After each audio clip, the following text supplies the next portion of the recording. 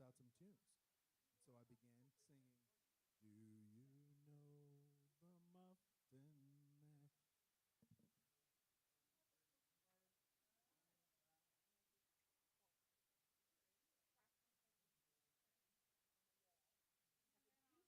Sleeping after you've had a concussion is a really bad idea. I'm making it. Good, good. I like it better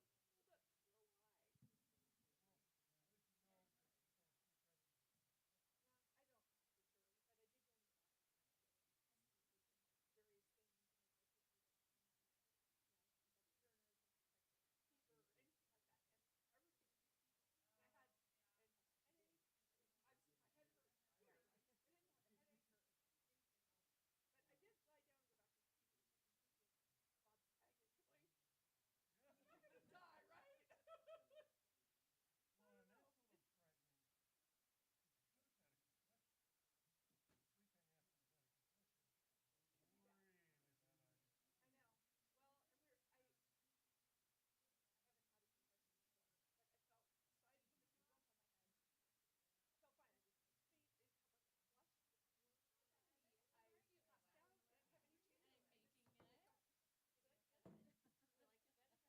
I got some Jerry Landry. Oh, So, hey, hi, Ann. Hi, sir.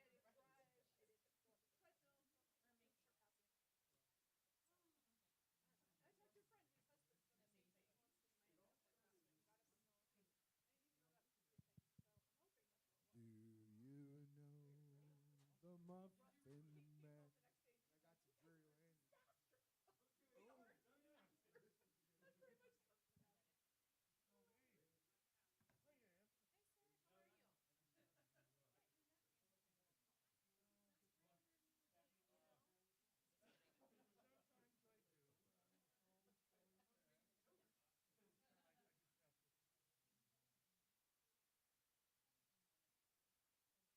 You said on. Yeah, so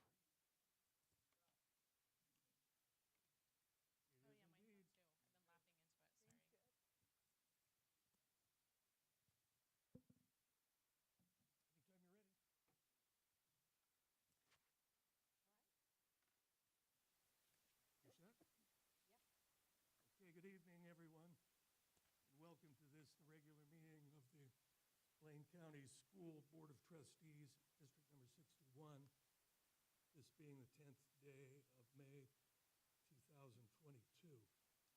First item is to take the Pledge of Allegiance.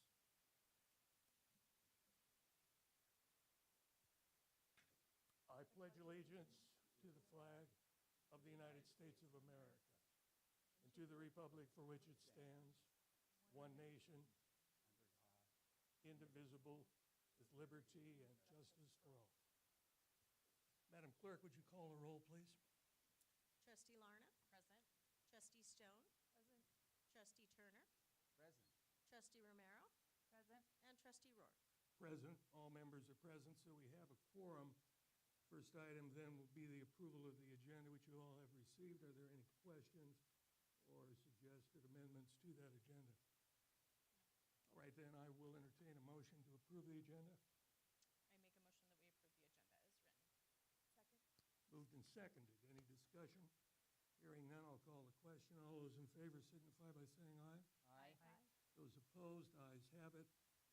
The agenda is approved as written. Next item is the consent agenda, and the first item there is the consideration of the minutes. Again, all of you will have received copies of those minutes. Are there any additions or corrections to the minutes as they now exist? No. All right, then I'll entertain a motion that we approve the minutes from our last meeting. So moved. Seconded.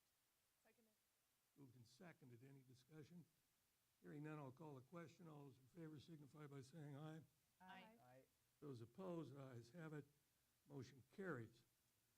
The next matter is the consideration of the monthly financial reports and payment of bills. Let me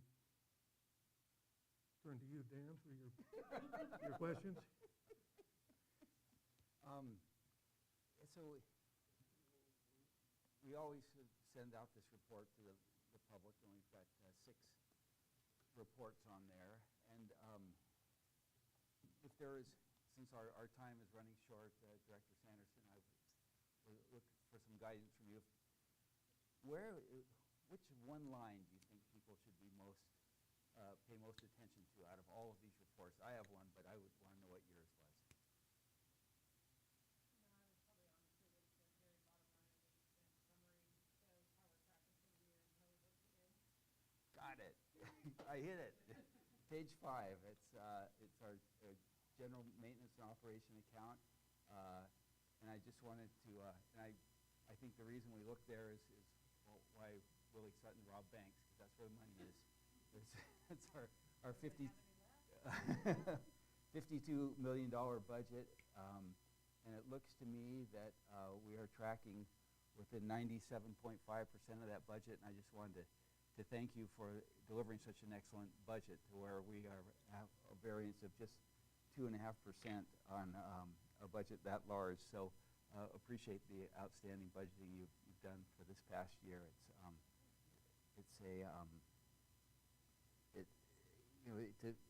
The only things we can really control are those expenses, and to see that we're hitting so close to the mark is really a thing of beauty there. And then the second question I had, came up in the negotiations, talking about our reserve fund and the cash management aspects of keeping a reserve fund. And I know the cash balances kind of ebb and flow, and that's a result of I guess where we pay about $9 million for the bills every month. So what are our kind of lean months where that balance is probably the lowest? Yeah, the State Department helps us out by advance paying us in August, and we wait till November. So in those, and everybody's gearing up for the school year, so we're spending a lot in that early month. And we'll get a payment, and then it's kind of lean through December, January, until we get our tax payment in February, which also coincides with the State Department payment of February 15th. So we have those little gaps.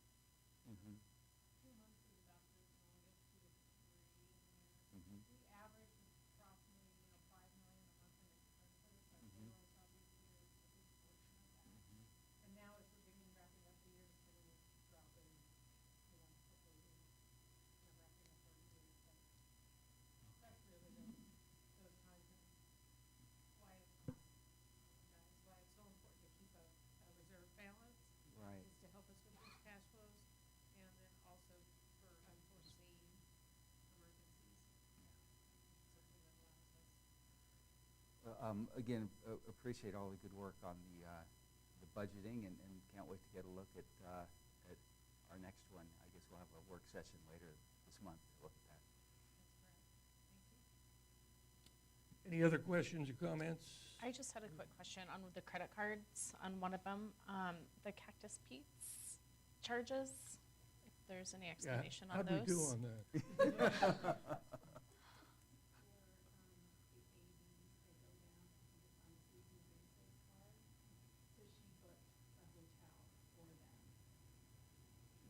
So it was for the athletic director conference or meeting.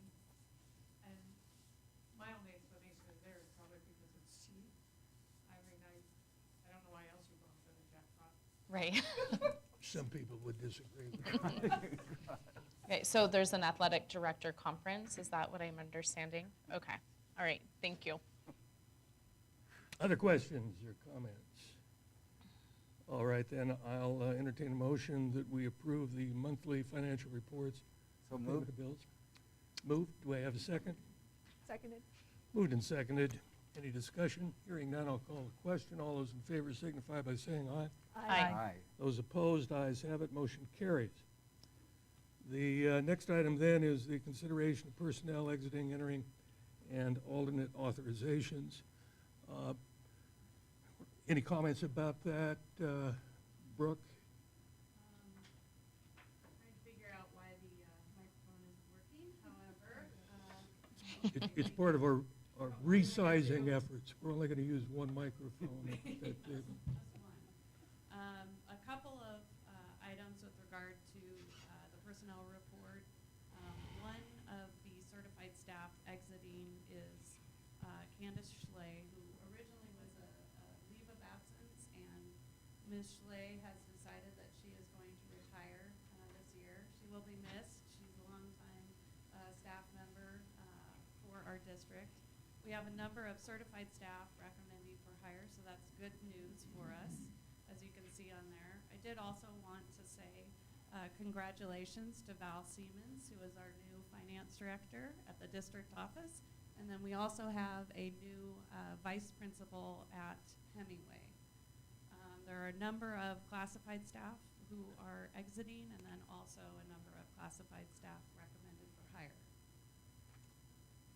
And I'll stand for any questions you have. I don't want to embarrass, excuse me, I don't want to embarrass anyone here, so I won't use names, but we have two of the exiting staff who cite resignations. Do we know anything about why they're resigning? Right.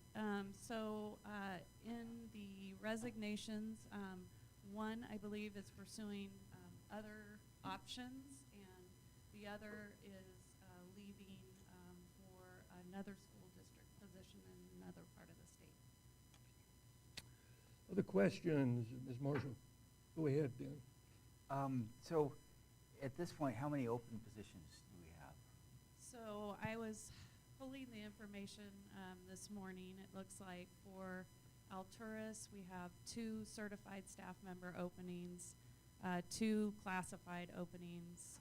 Bellevue, we have 1.5 FTE certified, 1 classified.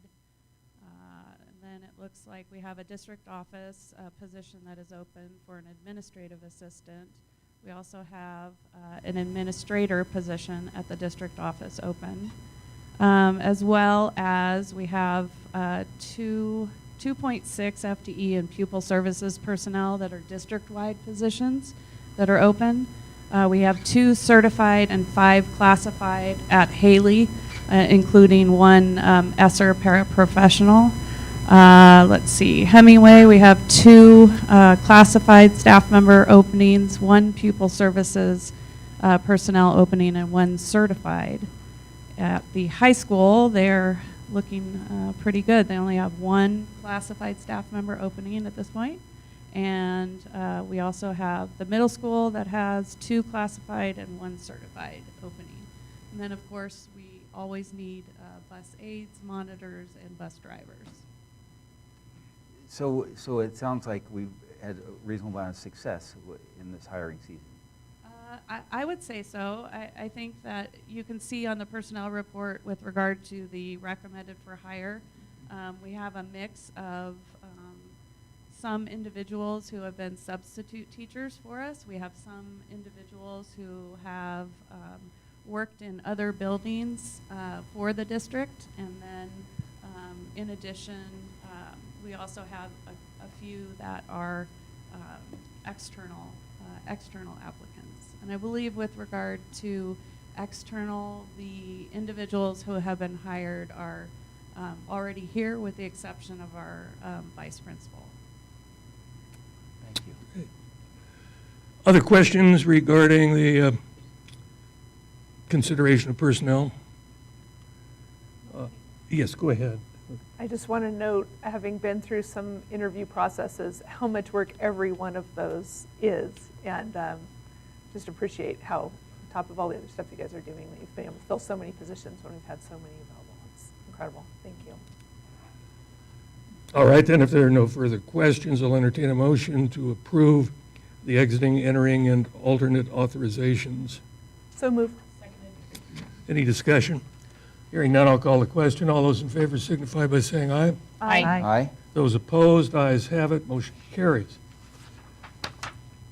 Next item then is travel approval for the Wood River High School football team. That's an action item. Jim, did you want to discuss that for just a moment? Yeah, Chairman Rourke, members of the board, if I may.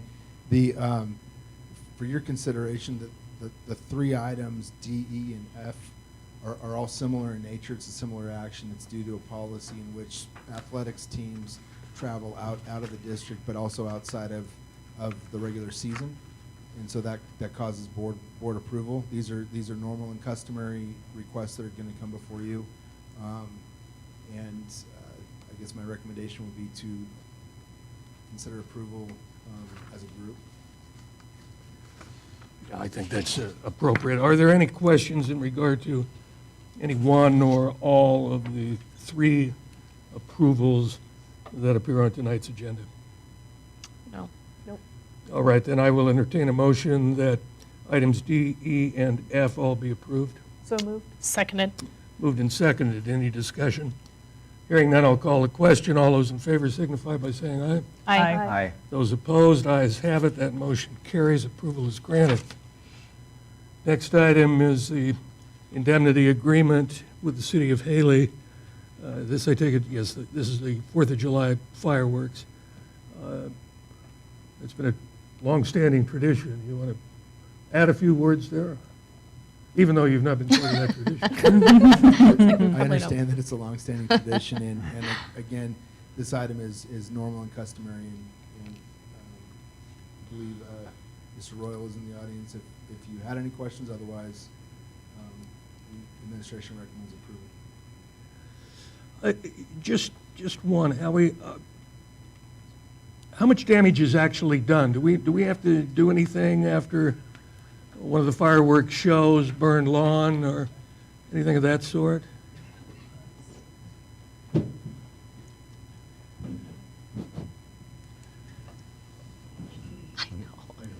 The company that does the fireworks display, they're responsible for cleaning everything up, along with the city of Haley. In the past, the city of Haley's actually come onto the school district property with their large sweeper, taking care of everything, and I think in there it says it has to be open the following day for business, as usual.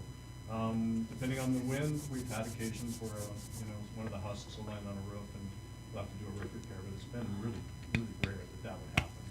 But it is messy up there. I mean, all those husks fall down, but they've been really, really good about cleaning up after themselves. And you've seen the contract, Yes. the agreement. They changed the dates pretty much for this one. It was kind of a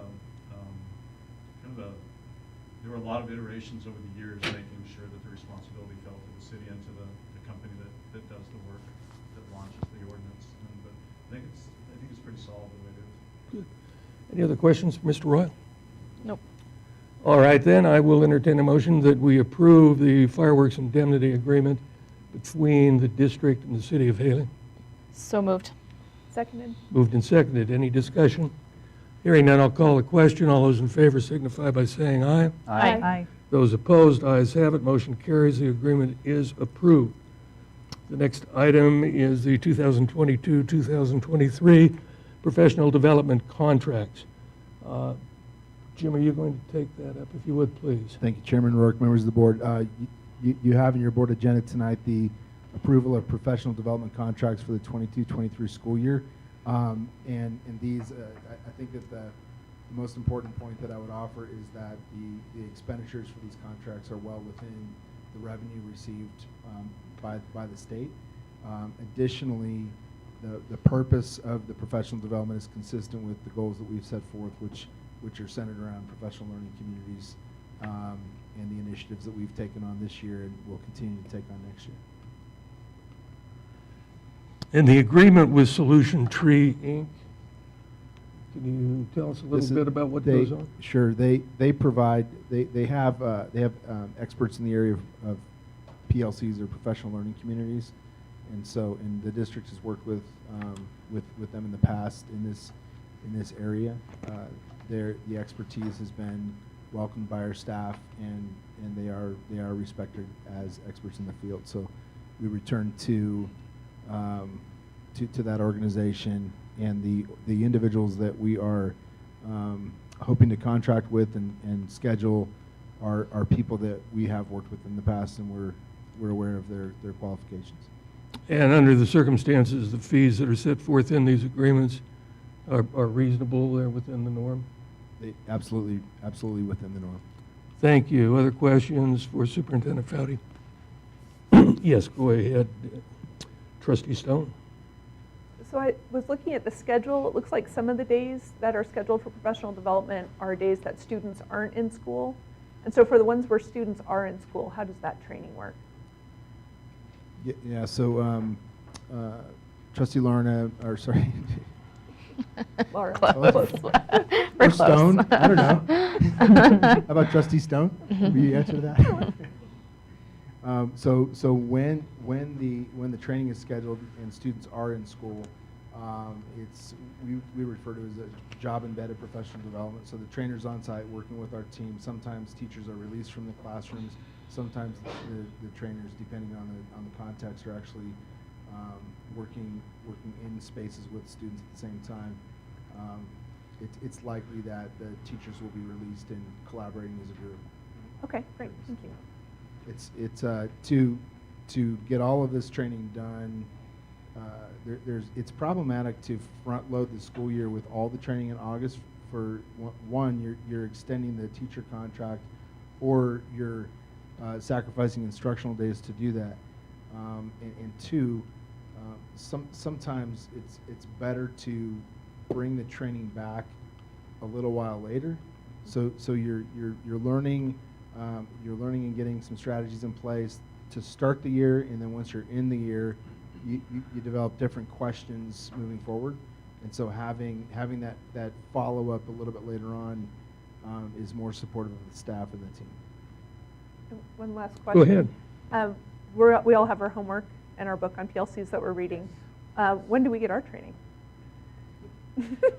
Yes, Trustee Stone, we need to get that organized ASAP. There's always some kid in class who was anxious for more homework. All right, I'll entertain a motion. Let's go ahead, Dan, excuse me. Sure thing. So I notice we've got 8 sessions between September 23rd and February 27th. Is this, as I understand, this is all district-wide professional development, so we don't, I thought 8 sessions, 8 schools, but this is all district-wide for each of these. Okay. Within those 8 sessions, some of those will be site-based, and so Mr. Maffoni will be at Bellevue perhaps for a half of a day working with their staff, and then moving to Wood River Middle School the second half of the day, or vice versa. Some of those really are site-based, building PLCs within that building, and then some of them are whole district, whole group. And so in the world of professional development, this would be in that category of district-wide professional development, which we have budgeted, what, like $300,000 in the account 621000. Cheryl? Yeah? It's a, so this only represents, you know, what, small portion of our district-wide PLC. Are there others that fill in around this, or in the whole PLC kind of genre, or is that how this works? Yeah, so Trustee Turner, there's two layers to this. One in which you're bringing in an expert from the outside to kind of support the team in creating structures and plans and processes, et cetera. But the substantive work within professional development around PLCs happens on a daily, weekly, monthly basis with the teams as they get together and then practice what they've learned. So there's we call it job embedded professional development or you know, professional development or learning that happens in the context of the work of the district. It's again, I think it's one of what the board's focus is to invest in this PLC process. So I'm glad we're having the opportunity to have these professionals come in. Thank you. Other questions? All right, then, I will entertain a motion that we approve the two contracts that have been presented for professional development of the faculty. Seconded. Moved and seconded. Any discussion? Hearing none, I'll call the question. All those in favor of the motion signify by saying aye. Aye. Aye. Those opposed? Hearing none, the motion carries, and those contracts are approved. Next item is the Summer Learning Partnership. Go ahead, Superintendent Foudy, or Assistant Superintendent. Yeah, so the MOU that's listed in the board packet for this specifically is for the elementary program, and it's between the Blaine County School District and the Wood River YMCA. In whole, we have multiple partners that are working on this program. And so the Wood River YMCA is helping bring in camp counselors that will serve as instructional assistants during the learning day. And then they'll also help run an after-school program for students who would like to stay after the Blaine County Summer School program ends from 2:30 to 5:30. Additionally, we're partnering with the Lee Pesky Learning Center and the I Have a Dream Foundation. We're all kind of combining efforts and manpower to offer, I think, a really unique and cool summer learning program for the elementary. And then we have a middle school and high school program that are separate of this MOU. And are those programs open to all applicants, or are they targeted at a certain grouping of students? We started with a targeted grouping. We went through that list and invited all the students who fit that criteria. We found we still have a few capacity at certain grade levels, so we're expanding kind of beyond that original scope and inviting other students and students whose parents called and asked to be a part of the program but weren't identified in that original grouping of students. So we're getting close. We're at over 200 students registered, and we're kind of hoping to land on about 230 if we can get there. And is this K through 12 or 1 through 12? That program specifically is rising 1st through 5th graders, so kindergartners this year through 4th graders. But we do have programs for middle school and high school as well. Questions for Assistant Superintendent Johnson? Is this at the Y then, or each individual school? So Excuse this me. program in particular is going to be at Bellevue Elementary, and then we're providing transportation from Ketchum and Cary and all the sites to feed into that. Into Bellevue? Mhm. Oh, And interesting. then Wood River, the middle school program will be at Wood River High School, and so will our credit recovery. There's certain sites that qualify as summer feeding sites, and so that's part of the consideration of where we host this. And then the other part of the consideration is summer maintenance projects in which buildings need to be Oh, right. kind of vacant for more Makes attention. sense. Great. All right. Thank you. Other questions or comments? Yes, go ahead, Dan. I think you're kind of burying the lead here. This is a pretty audacious summer school program. I mean, we're making space for over 300 kids to address summer learning loss. We've got partners that are providing 25 student co-teachers, bringing them into our community to teach alongside our teachers. Got weekend field trips. We've got, you know, the co-teachers are going to be receiving college credit for doing this. I mean, there's so many moving parts to this that you're being way too modest in underselling what we're pulling off here. But this this looks to me the most audacious summer school program this district's ever undertaken. As far as how many partners are involved, how many kids will be addressed during the program. It sounds like we've got great field trips. You've got transportation components, tremendous amount of coordination, and I just wanted to make sure we all understood that this is a pretty powerful model where the school district now is taking over it sounds like the teaching, the primary teaching, and then you have the community partners in the classroom also working with the teachers. And it looks like you have some incredible student-teacher ratios throughout this, and it's just great to. I think this is an incredible use of our ESSER monies that it's really going to where it's meant to go. It's just to address that learning loss piece. So again, appreciate all the work that's gone into this, and it'll be great to see as we come out of it those fall ISIP and iStation scores to see how we're able to move the needle with these kids. But truly commend you for all the work that's gone into this. When does the program start? How long does it last? When does it end? So training will start for staff members June 13th. For YMCA camp counselors, our staff will start their training June 16th, and then students will show up June 20th, and they'll participate until July 22nd. About 5 weeks. Thank you. Other questions regarding this item? Yes, go ahead, Trustee Stone.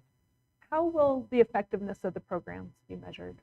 And how will the goals, and maybe that's about explaining what the goals are to everybody, how do you plan to communicate what the purposes of it? There's a few different layers, I think, that you look at it. So first, you can look at it through academic achievement.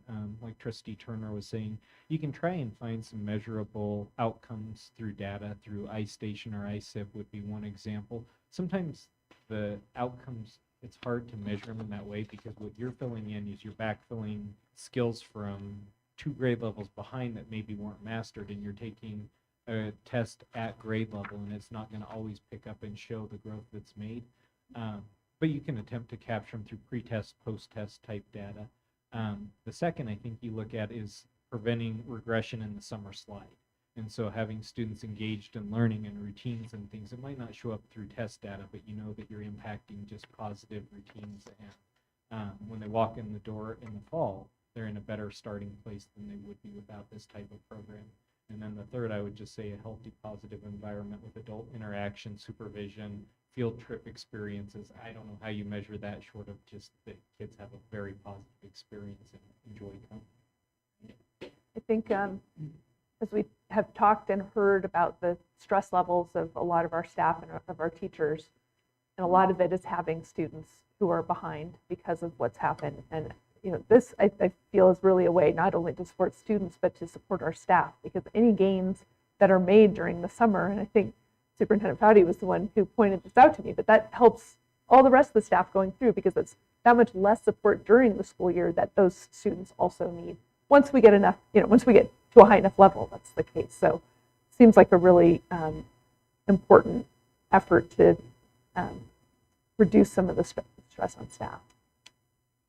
There was a note in there about a customer satisfaction survey that was going to be delivered, I think, to the Y afterwards. And I wondered if that's something that can be shared with the board as well. Yeah, Jason and I were actually still talking about that. Sometimes I feel like you get survey fatigue and I question like the validity of a second grade survey. And so trying to figure out what that will be, but anything that we deliver through parents and things could definitely be shared with the board. I heard somebody tell me one time at the ISBA conference actually that as long as they're short and that people use the data, people don't mind filling out their, or whatever that's worth. Thank you. Other questions or comments? All right, then I will entertain a motion that we approve the summer learning partnership as outlined by Assistant Superintendent Johnson. So moved. Seconded. Moved and seconded. Any discussion? Hearing none, I'll call the question. All those in favor signify by saying aye. Aye. Those opposed? Ayes have it. Motion carries. The program is approved. Next item on the agenda is the IHSAA equipment use request. Superintendent Foudy? Chairman Rourke, members of the board, this is a this is a really truly a normal and customary item that goes before all school boards across the state of Idaho at this time of year. When there's a provision within the IHSAA rules that stipulates that that when a district is going to use athletic equipment out of season, especially in this context, football equipment, that the Board of Trustees make a request to the IHSAA to use that equipment out of season. And so we're essentially in compliance with the IHSAA rules, and the recommendation is that the Board of Trustees authorize the district to make that request on its behalf. Questions of Superintendent Foudy? All right, then, I will entertain a motion that we approve the equipment use request. So moved. Seconded. Moved and seconded. All those in favor signify by saying aye. Aye.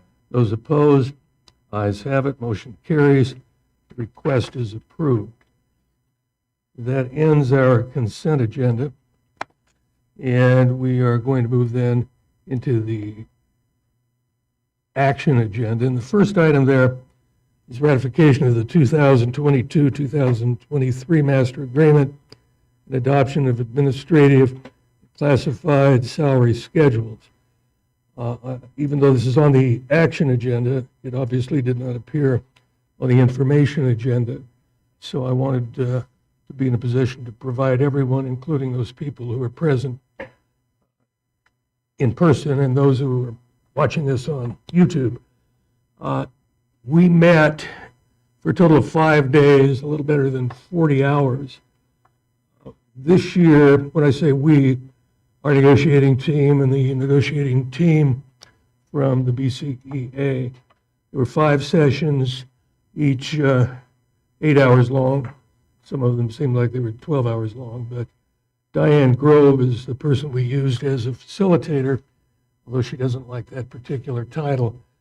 And in my view, she did an outstanding job. The model that we use, she refers to differently. It's not at all confrontational. It's a consensus model. And we did not use the old method of having the BCEA reps at one table and we sit at another table facing them. We actually did everything in a large circle. And our team was interspersed with the BCEA team. Only twice that I can think of, Superintendent Foudy, did we do anything that would even vaguely resemble a caucus. We did not, after each issue came up, divide into separate groups.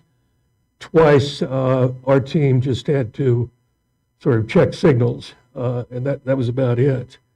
There were a great many concerns that were expressed, and early on in the first 8 hours, there was a lot of emotion. A lot of teachers are suffering for various reasons, most of them related to the COVID-19 crisis, but a great deal of dissatisfaction, and that obviously is being reflected across the country.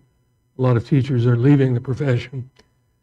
I felt that the teachers' negotiating team was very accommodating and understood our concerns about our revenue picture and how difficult it was to do what the teachers would like us to do what we would like to do, and still remain within the strict requirements that state revenue, having replaced local revenue, has foisted upon us.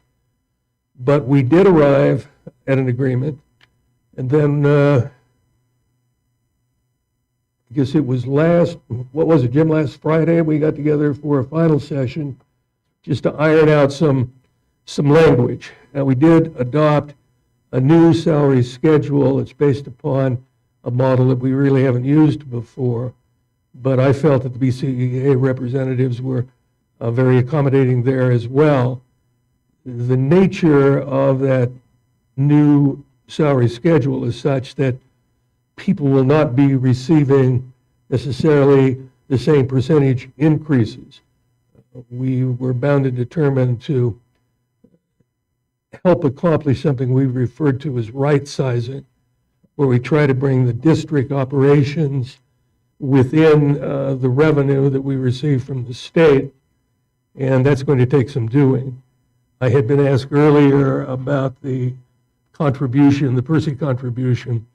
We did not adopt any reduction, but we did discuss it, and I think we made it pretty clear to the BCEA that that's going to have to be adjusted. Not this year, but it certainly will be on the agenda for the next bargaining session, which will take place in a year. To make all of this clear, if I haven't made it too muddy for anyone to clear up, I thought what we would do, Brooke, if you could start with the salary schedule, I think that's the item that is attracting the most attention, not surprisingly. And then, Jim, if you could give a kind of an overview, a short summary of what this concept of right sizing and what we were trying to do and what we got accomplished with the salary schedule as far as overall operations of the district are concerned. And Cheryl, I'm going to rely upon you to give us the price tag and how we're going to get there. Okay? So let's start with you if we could, Brooke.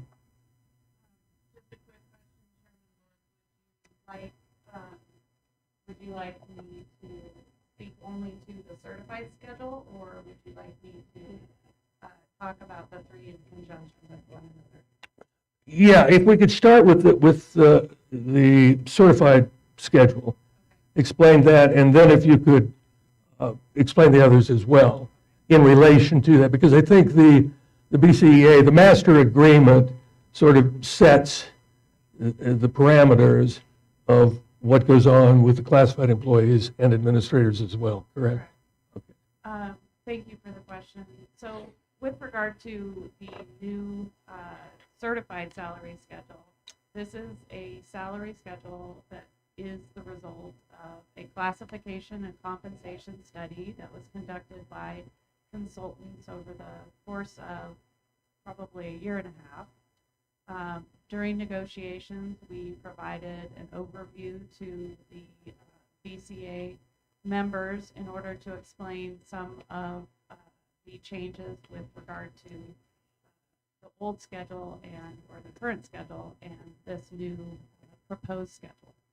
One of the things that the consultants did with regard to all of the salary schedules that are recommended is look for things like internal equity. What that means is with regard to where someone is placed, particularly with the certified salary schedule, where someone is placed with regard to their experience. In our district currently, there are essentially caps on the number of years of experience that can be accredited to someone when they come into the district. This has resulted in a number of situations in which we have received questions from staff about the fact that particular staff members will end up not receiving credit for sometimes a lot of years of service. And that was one of the things that was very troubling to us when we embarked on the class and comp study. In addition to the certified, that has also been an issue for the other two salary schedules as well. With regard to the certified salary schedule, during negotiations, we did come to consensus with regard to adding a step 13 on BA plus 36 in recognition of an additional year of service and providing for that extra increase for someone who is on that BA plus 36 12 moving to 13 based on credits received and also experience. In addition, the group also came to consensus on adding a step 16 to the BA plus 45 and the MA plus 0 columns. There was also a lot of discussion with regard to MA plus 9 and the fact that we have a number of individuals who are at that bottom right. I always get confused because it seems to be the top of the salary schedule, but the bottom right column and corner of the salary schedule. And the fact that that is approximately, I think, 3,000 or 2,000 plus difference between the top of the current certified salary schedule. One of the things that is part of any good classification and compensation study, where there are a number of different schedules and a number of different types of employees, is always wanting to ensure that there is recognition of someone who is a classified staff member and then goes back to school and becomes a certified staff member, or an individual who is a certified teacher and decides that they would like to become an administrator. So recognizing that there are differences in the education and experience required between a classified salary schedule and someone at the very top of that schedule and the bottom, and ensuring that there is that recognition between those schedules. And again, also between certified and administrative. One of the things that we, back to talking about the caps, those have been particularly difficult also for our hard to fill positions. We have a number of individuals who are what are considered pupil services personnel. Those individuals are speech language pathologists, social workers, occupational therapists. Those individuals oftentimes have industry experience. They're nurses that work in hospitals or clinics. They're social workers that work for other organizations before coming to our district.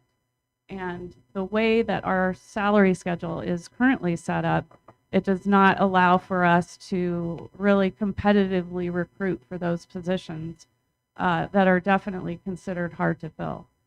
They're even harder to fill, not only with the great resignation, but they are also hard to fill because of the fact that our salary schedules have, in my opinion, not kept pace and have been prevented from really accounting for that additional experience. I think with regard to the certified salary schedule, this represents a truing up or a right sizing for certified staff. I would say the same for classified and administrative. There are some individuals who will be capped on each of the schedules, and that is intentional with regard to any salary schedule.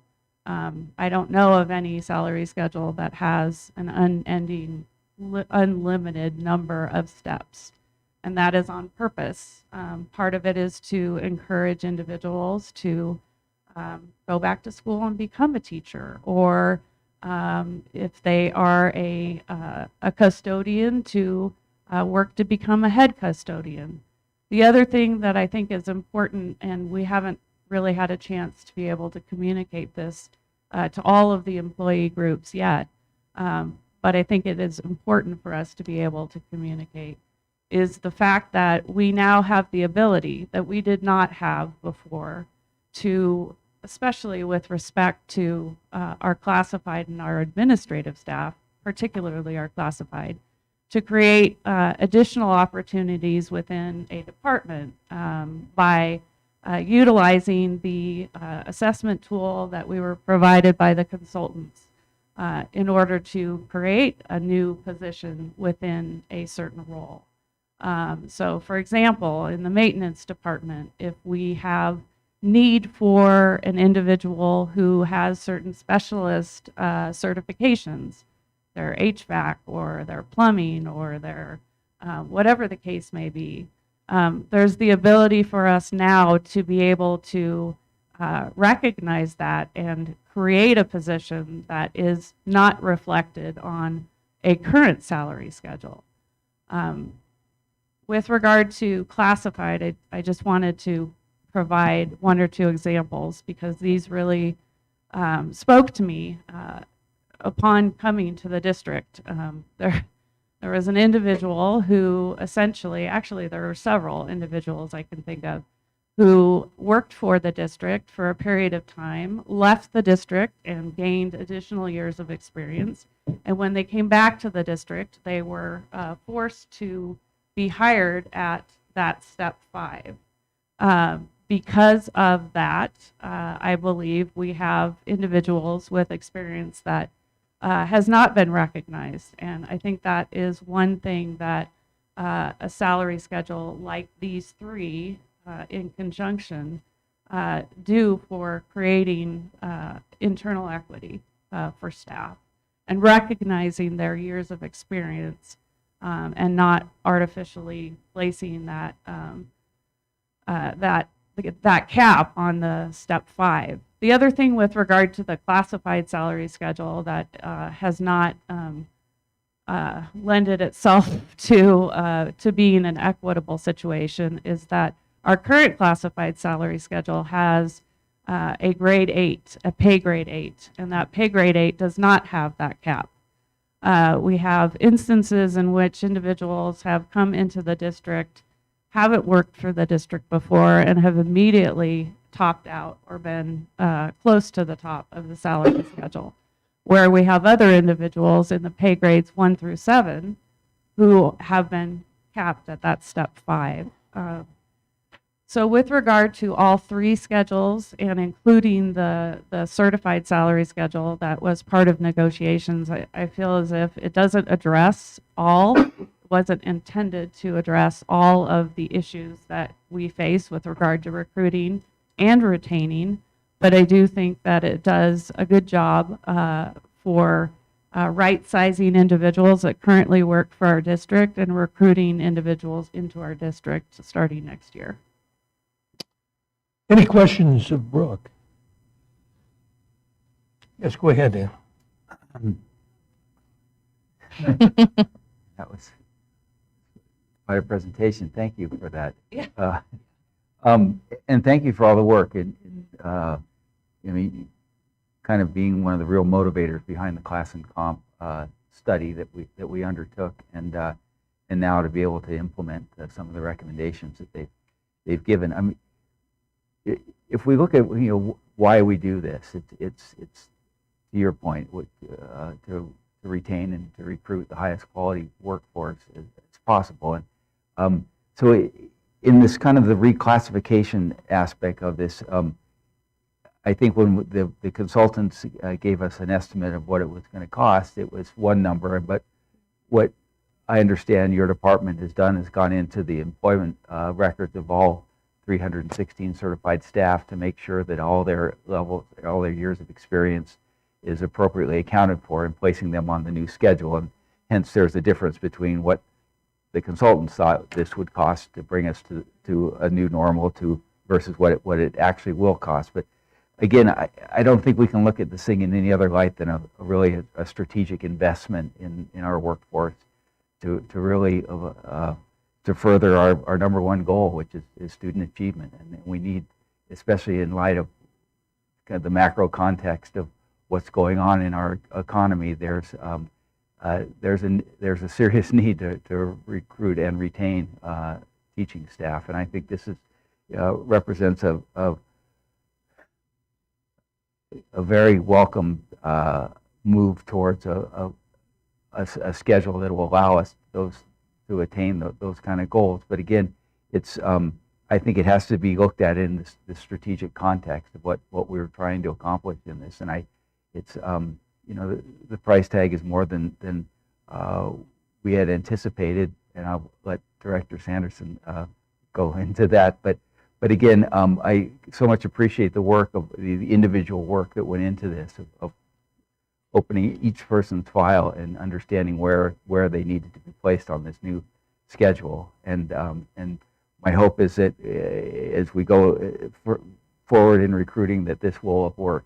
Because again, I think behavioral economics tells us there's a price point that changes behavior, and we don't know if we're at that price point, but I'm hoping it will achieve the goals that we've set out.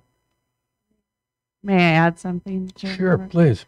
So that brings up a good point, Trustee Turner. I think one of the things that is important for us to think about with regard to adopting these, potentially adopting these 3 new schedules is the fact that these salary schedules are not intended to be static documents or things that are, okay, we've adopted this, so this is what we'll use for the next 10 years. They're dynamic schedules, and they need to be reviewed regularly, and I would recommend that we establish a process that recommends the schedule, or that reviews the schedule, or the board reviews these schedules regularly to account for different recruiting, different retention with regard to what's happening in our valley. I think that's extremely important. The other thing that I wanted to mention is we have also established an appeal process for individuals. It's written out in the master agreement, the proposed master agreement, but also would be the same type of process that we would follow for classified and administrative. We also did go into each of the 200 some odd classified staff members' files and looked at experience, like experience. But as with anything, we would welcome individuals asking about their specific situation and what is like experience and how did we come to that. I think that the appeal process will set up a situation in which staff will feel as if they have a voice to be able to ask a question. How did you arrive at placing me on this new schedule? How did you account for this experience that I had in another district or in another company? So I think those are really important things to remember. It's not just a situation where the board potentially adopts these schedules and then we're all done. This is just the beginning, I think, of the work that we need to continue to do.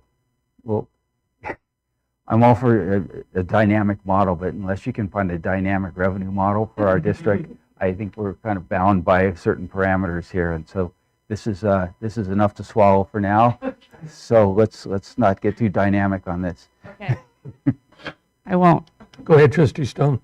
I would just add, I think what you're saying is there are principles about and procedures that are standardized that we are using consistently across, so that from a morale standpoint, it should be, and even from implementing it, the standpoint of implementing it, having that standard in place will be really helpful. Other questions? All right, thank you, Brooke. Superintendent Foudy, if you would like to summarize what you think is important about the master agreement. 25 words. Yeah, Chairman Rourke, members of the board, I feel like Director Marshall actually captured everything that I would have referred to. So it was comprehensive, and I'm proud of the work. I'm proud of where we're going. Thank you. Now for the yes, go ahead. I just want to state that I looked through the final language that you guys worked through on that last page I didn't see before, and they were things that, especially in policy, that we had been talking about wanting changes to, and I was super pleased to go through and find such reasonable and clear language that was changed in there. So that was great work. We're still stuck with that word affinity. Cheryl, the bad news, the price tag.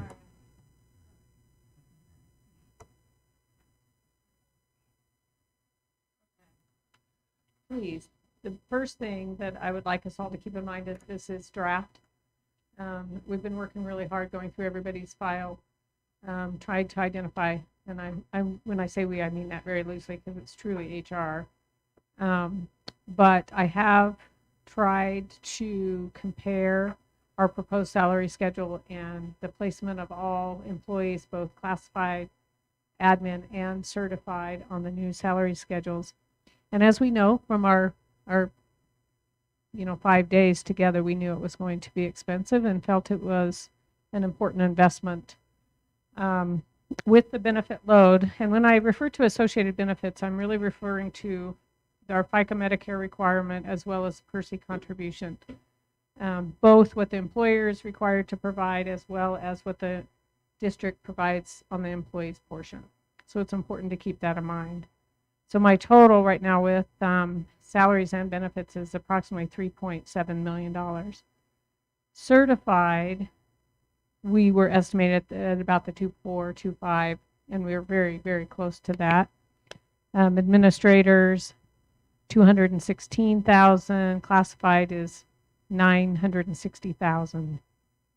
Then we have proposed that the district absorb the 9.8% increase to our medical insurance rather than push that to our employees. We feel, given the economic conditions in the valley, we feel it's just important not to reduce the employees out of pocket any further. That increase, based on the number of employees we currently have on the plan, is $509,000. So we're really looking at a total increase of 4.1 million. Not need to increase that any more than we need. So far in our rough and conservative estimates for projected state revenues, we're looking at a little over 1.5 million increase in funding from next year versus this year. So that does cover part of it. The net impact is about $2,677,000. I'm proposing, and we talked about this as a group, that we consider this a viable use of our emergency fund, our financial emergency fund. We are anticipating a balance of about 4.7 in that fund at the end of this fiscal year. So if we did cover those one-time adjustments, we would be sitting at about 2 million at the end after that. One thing that I think was important to consider is the cost if we would have stayed on our existing salary schedules and provided just a one-step for experience. With benefits, that's about a $1.2 million. So when you compare the adjustments and right-sizing people, we knew that we would be making an investment, I think, in this. So of course the question is really, how can we sustain this in the future? And through many conversations with the group, I think it's important that we as a district work together over the next year to identify these areas to reduce expenses, particularly in the benefit side, possibly on the per se contributions, looking at alternatives for our insurance offerings. We're very much hoping to increase our enrollment as housing becomes available and such. And then we truly need to look at our staffing levels across the district over time, over probably the next 2 to 3 years. I think as those are being reviewed and programs are being refined, that we will see opportunities to reduce our overall staff numbers. And we will be able to sustain this as state funding also increases, if we can stay on the same pattern that we've seen over the past.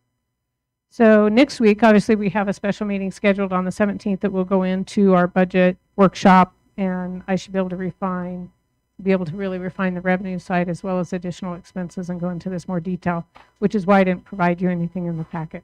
It's really, I feel, important to keep in mind that this is kind of a first cut and draft, but it's also important for you as a board to understand where this will need to come from to move forward. Do you have any questions? Questions, Cheryl? Go ahead, Dan. On that difficult pay for discussion, when we look at this additional investment in personnel, is it safe to take these this additional salary and benefit load and project it into the out years? I mean, this will be an ongoing additional expense. The numbers that we're talking about. It's so the issue is how do we cover this this $2.7 million difference, and that's and that is because of our static revenue picture and our we talked one of the elephants in the room during the negotiations, supplemental funding through a supplemental levy, and I think we were very definitive in communicating with the association that a supplemental levy wasn't the appropriate revenue component lever to use in that it's a, it's a 2-year revenue stream, and it's not prudent at all to attach a long-term obligation to a 2-year revenue stream. So I think we're pretty clear with the association that that was not something, a lever that we were prepared to use. So that really takes us back to that allocations number, and I just hope that we can continue to engage the association and make those hard decisions, but it will have to be out of a workforce rationalization, so to speak, over a period of time. But in your assumptions, you've obviously we do have unfilled positions, and you've slotted them in hypothetically into this model. How might that work in our favor? Right. So what I did was people that are retiring or have given notice to resign, we removed those, and then we brought in vacant positions, basically at a midpoint on the grid. So we know on the new salary schedule, so we know some will be less, some will be more, and hope that we can. And we also know we'll probably have some unfilled positions as we go forward in the year, but it's important to budget for those. I will attempt to model a few years out of what this means, because we are taking those one-time adjustments when we're right-sizing people and adding years of adjustment. That won't follow through each year, right? I mean, we know we're getting a big chunk, and try to project it out as best we can for the next couple of years. And like you said, it's really important to make a combination of, different cutting expenses as well as positions possibly, or workforce, in order to provide that, because it's very difficult for us to project our state funding. We can show a trend, but as we know, it went down as much as it went up over the last 10 years. And so we'll just do our best at that. But it is important that we have reduced some FTEs this year moving into next year, just as positions have moved, and that's going to assist us to pay for this also. And as we're reassigning and filling vacant positions with internal positions, we may find opportunities to do that further. But right now, we're trying to budget pretty conservatively. All right. Questions of Cheryl? Since we are having the budget hearing next, was that next Wednesday? 17th. The 17th, okay. The declaration of an emergency, that can wait until the budget hearing, can it not? We want to ratify, if we can, the contract tonight. And then in order to pay for that, we'll have to dig into the emergency funds, which means we'll have to have a resolution. I will present that or show that at our work session next week, and then as we go to our budget hearing in June, you would approve it then, and we would transfer money from one to the other. I can provide a draft resolution at our workshop next week if you would like. Good. The BCEA did conduct its vote yesterday and today. 81% of those voting voted to ratify the contract, which is a pretty high percentage. It's in line with those years before COVID. Not all of the membership voted. They have to have 51% of the membership voting before whatever the outcome is actually certifiable. So they have approved the agreement. I wanted to add, Jim and I have talked about this. I think we all did. One of the best things coming out of that whole negotiation process was that I felt, and I think everyone shared to a certain extent, the feeling that we got things done, we got the outcome that we thought was best under the circumstances. And I think the relationship between the board and the administration and our teachers was strengthened. I had the feeling that all of us were in it together. It wasn't one of those things where the sides are divided up. Certainly the negotiating team for the BCEA was extremely helpful, and I thought optimistic. Is that the Pollyanna in me? That's a tiny part of me, but it is. It is. I was exaggerating. Comments on that as far as our relationship? And yeah, go ahead, Dan. You were Dan was mover and a shaker. I was a holdover from the previous year's negotiation, so it was to juxtapose the two couldn't have been any more dramatic. I mean, there was I think last year it very much felt like a transaction. We went in there, with a certain amount of terms that we needed to get accomplished. This year felt like a huge investment in a relationship. I thought that was really a positive way for us to proceed. And we've even added language at the end of the master agreement referencing an ongoing negotiating committee that's going to meet monthly, made up of administration, trustees, and the association, so that the negotiation becomes more of an ongoing process with tighter information loops, so that when we get to a point in time for negotiations next year, many of the major issues will have been worked out, and I think that's really a positive step. I mean, we even found in this year's negotiations there were a couple items that, like the professional development bank, where a group of people have been working on it in the interim year, and so they were able to present to the negotiation something that had already, where stakeholders had been brought in, and really a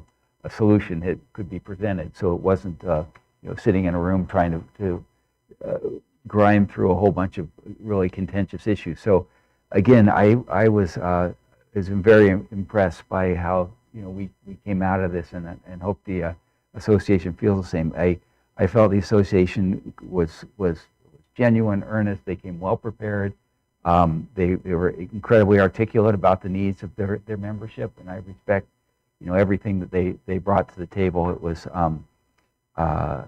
again, I think we are making a huge investment in our staff with this agreement, but it's all to the end of this, our North Star, which is student achievement. You can't, it's hard to imagine what the amount of needs that have arisen in our student population over the last year and a half, and I couldn't think of a more appropriate time to be making this sort of investment. Jim, did you want to add anything to that? Thank you, Chairman Rourke. Yes, I echo Trustee Turner's comments, and would say that we're excited, we're engaged, and we're excited to work with this team moving forward. And we have a meeting set here within a few weeks. I mean, we're not waiting until next year. We're starting right now, and I couldn't be prouder of this group, and just how honest they work, how they were, and how hard they worked in this process. And also, I think thanks to the work that Diane brought, we each of us, I think we learned to listen with a different depth of acuity, and at least I did. And I think that in and of itself, that skill, practicing that skill, that is it makes us better people, better professionals, better educators, and I couldn't be happier. Adam, you were there. Anything you'd like to add? No, I think that Trustee Turner and Mr. Fowdy and you, Chairman Rourke, have summed it up well. I just appreciate the relationships that came out of there, and think that the framework or foundation is very solid moving forward in this process. Brooke, anything to add? I think all of the great remarks have been captured. I really appreciated the process. I thought that Diane was an exceptional facilitator, and so different than the prior two sessions that we've had, and I just really appreciate the process. It was a complete transformation, I think, of prior sessions. Cheryl? Yeah, I definitely agree with everyone. I think it's also important to note that it wasn't easy. It was emotional. It was, I think it was hard to hear the good and the bad. but it was just so incredibly productive that I would really, hope that this can continue going into the future, and that those relationships that were built, I just feel like it was palpable. You could feel it. It just, I really appreciate all the investment that everyone made, because it wasn't easy. It was not. And all of us, I think, went in there with a little bit of a, wow, 40 hours? Seriously? Especially me? I have things, But in the end, not only did it not feel like 40 hours, or maybe it did because we were all very tired, but it was just so productive that it was a great investment both on the time and to come out with something that everybody feels good about, I think and sets a stage to move forward into the new year. I don't doubt that you can resolve any of these other challenges that we know we're going to have going forward. So I just really appreciate it and thank the district for making that commitment. Mark Savaggio is here. He was a very helpful member of the team. He's actually in the schools. Anything you wanted to add to that, Mark?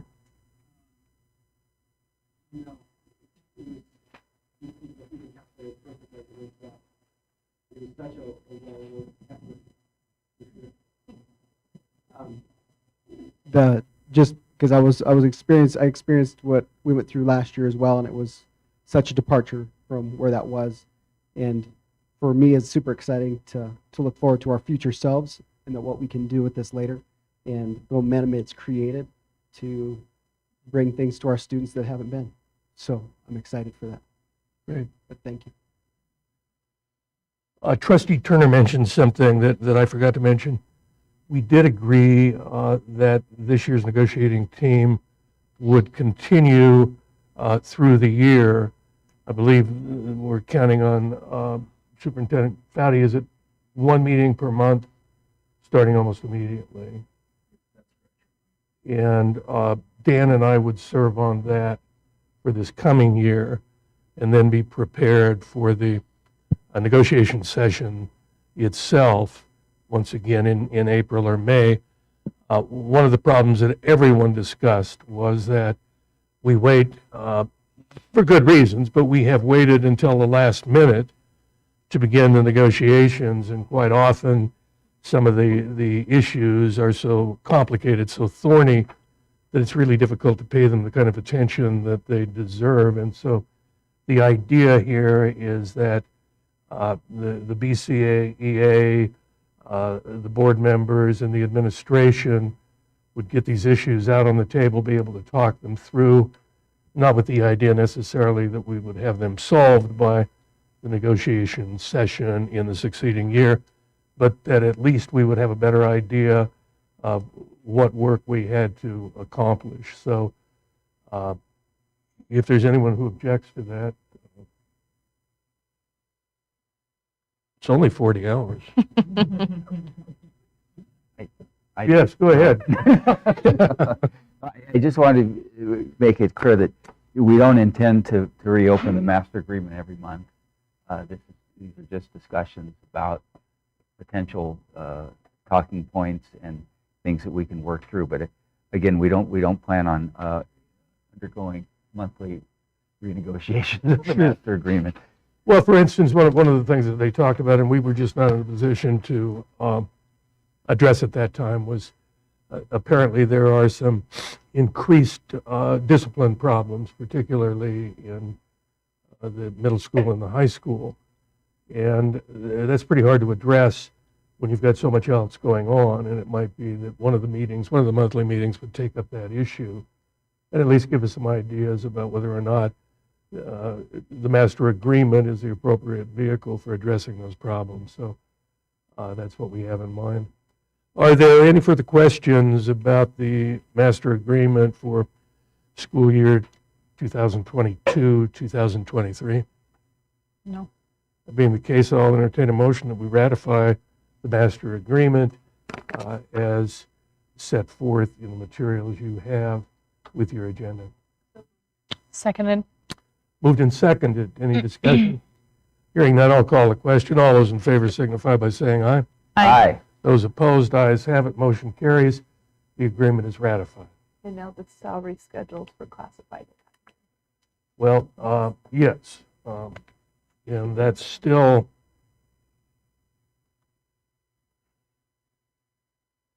They were kind of both on there together. no, I know they're on there. I've had the salary schedule that we negotiated for quite some time. I had not seen the classified and administrative schedules until just very, very recently. Does everybody feel that they have a, I guess, Trustee Lorna? I guess, when did all of the employees receive this information? I've had some communication that they received it today at 3 o'clock. And so I just wonder if there's an opportunity for them to communicate to us more. I don't know. And maybe they received it beforehand. I don't know. Can someone provide some information on that, or? We started also we looked through all certified admin, and based on the classic salary schedules that were recommended in the classic in terms of the email, it's not something with regard to even the certified, we don't normally provide an email that states what their respective raise or increase will be. Mhm.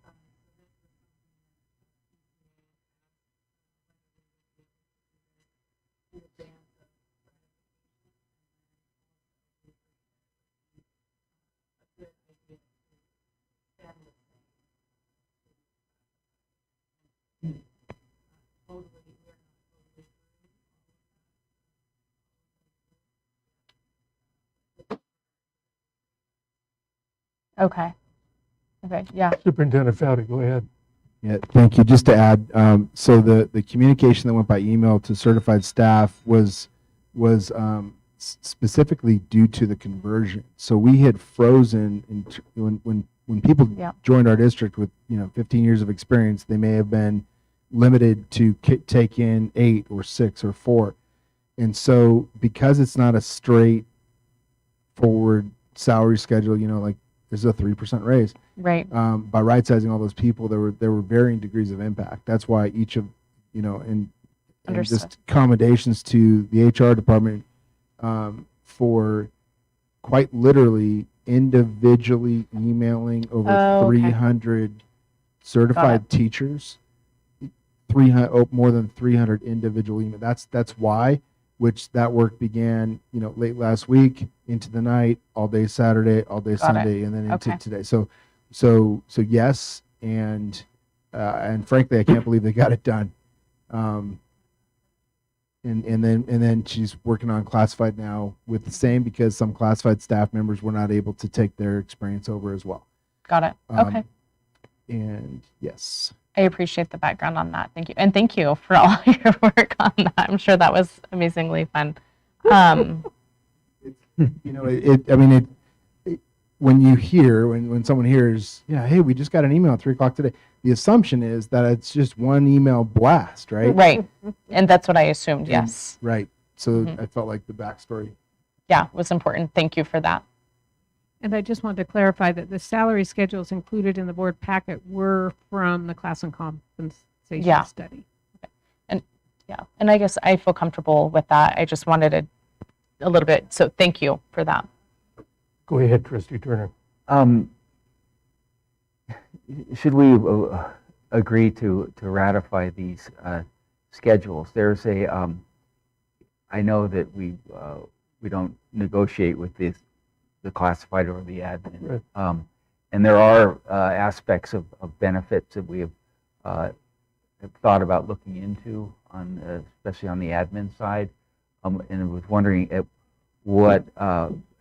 when we would have the opportunity to look at those at the complete package on the admin side. I know Cheryl probably needs this for modeling purposes for budget, but again, would we at a subsequent time have the opportunity to look into the complete admin picture? Well, I think we have to.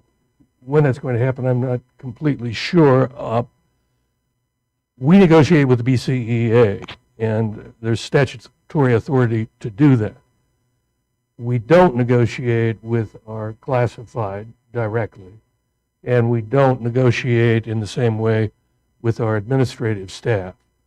And so there may have been some surprises to some of the classified employees. I don't know. I did see the one email, but while I certainly understand your comment, Trustee Larna, and I hope in the future we don't get this crunch, but as a practical matter, we don't negotiate with the classified employees. They typically have followed essentially what we're doing with the certified employees.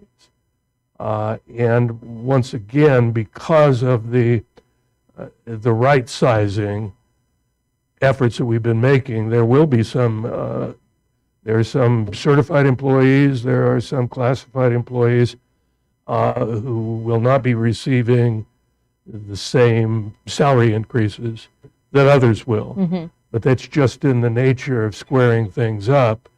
The people at the top are not going to do as well as the people at the bottom under the structure that we used.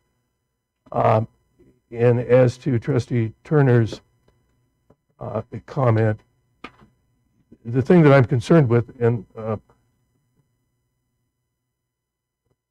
hope with the four of you sitting there that I'm not embarrassing anyone, we did discuss in principle the payment by the district of the employee's contribution to Percy, and told them, at least in my mind, that's what we were doing, that was something we were going to have to look at and probably eliminate.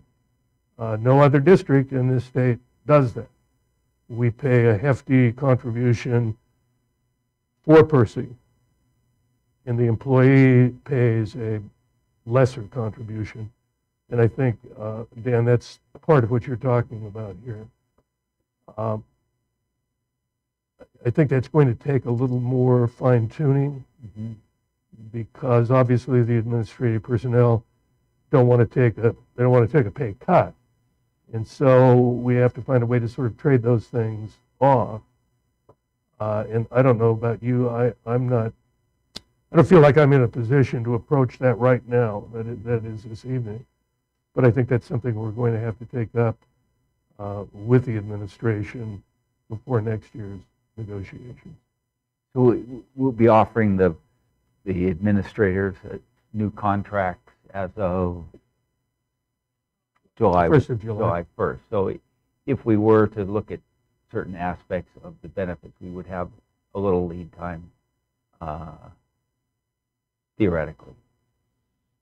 Now, correct me if I'm wrong here, Cheryl, Brooke, and Jim, but I think what we have on the agenda tonight is the approval of the salary schedule. We're not approving who's been put where on that schedule. And I don't believe that those benefits that you were talking about, the 401k, or I guess it's a 401a, or it's a, go ahead, Cheryl. Well, we've got Percy, but the administrators also have the 401, yeah. Well, as clarification, that yes, we're asking for approval of the salary schedules. As a rule, we don't bring the board how each employee is placed on there. We would treat them the same as we are for certified staff. We're right sizing.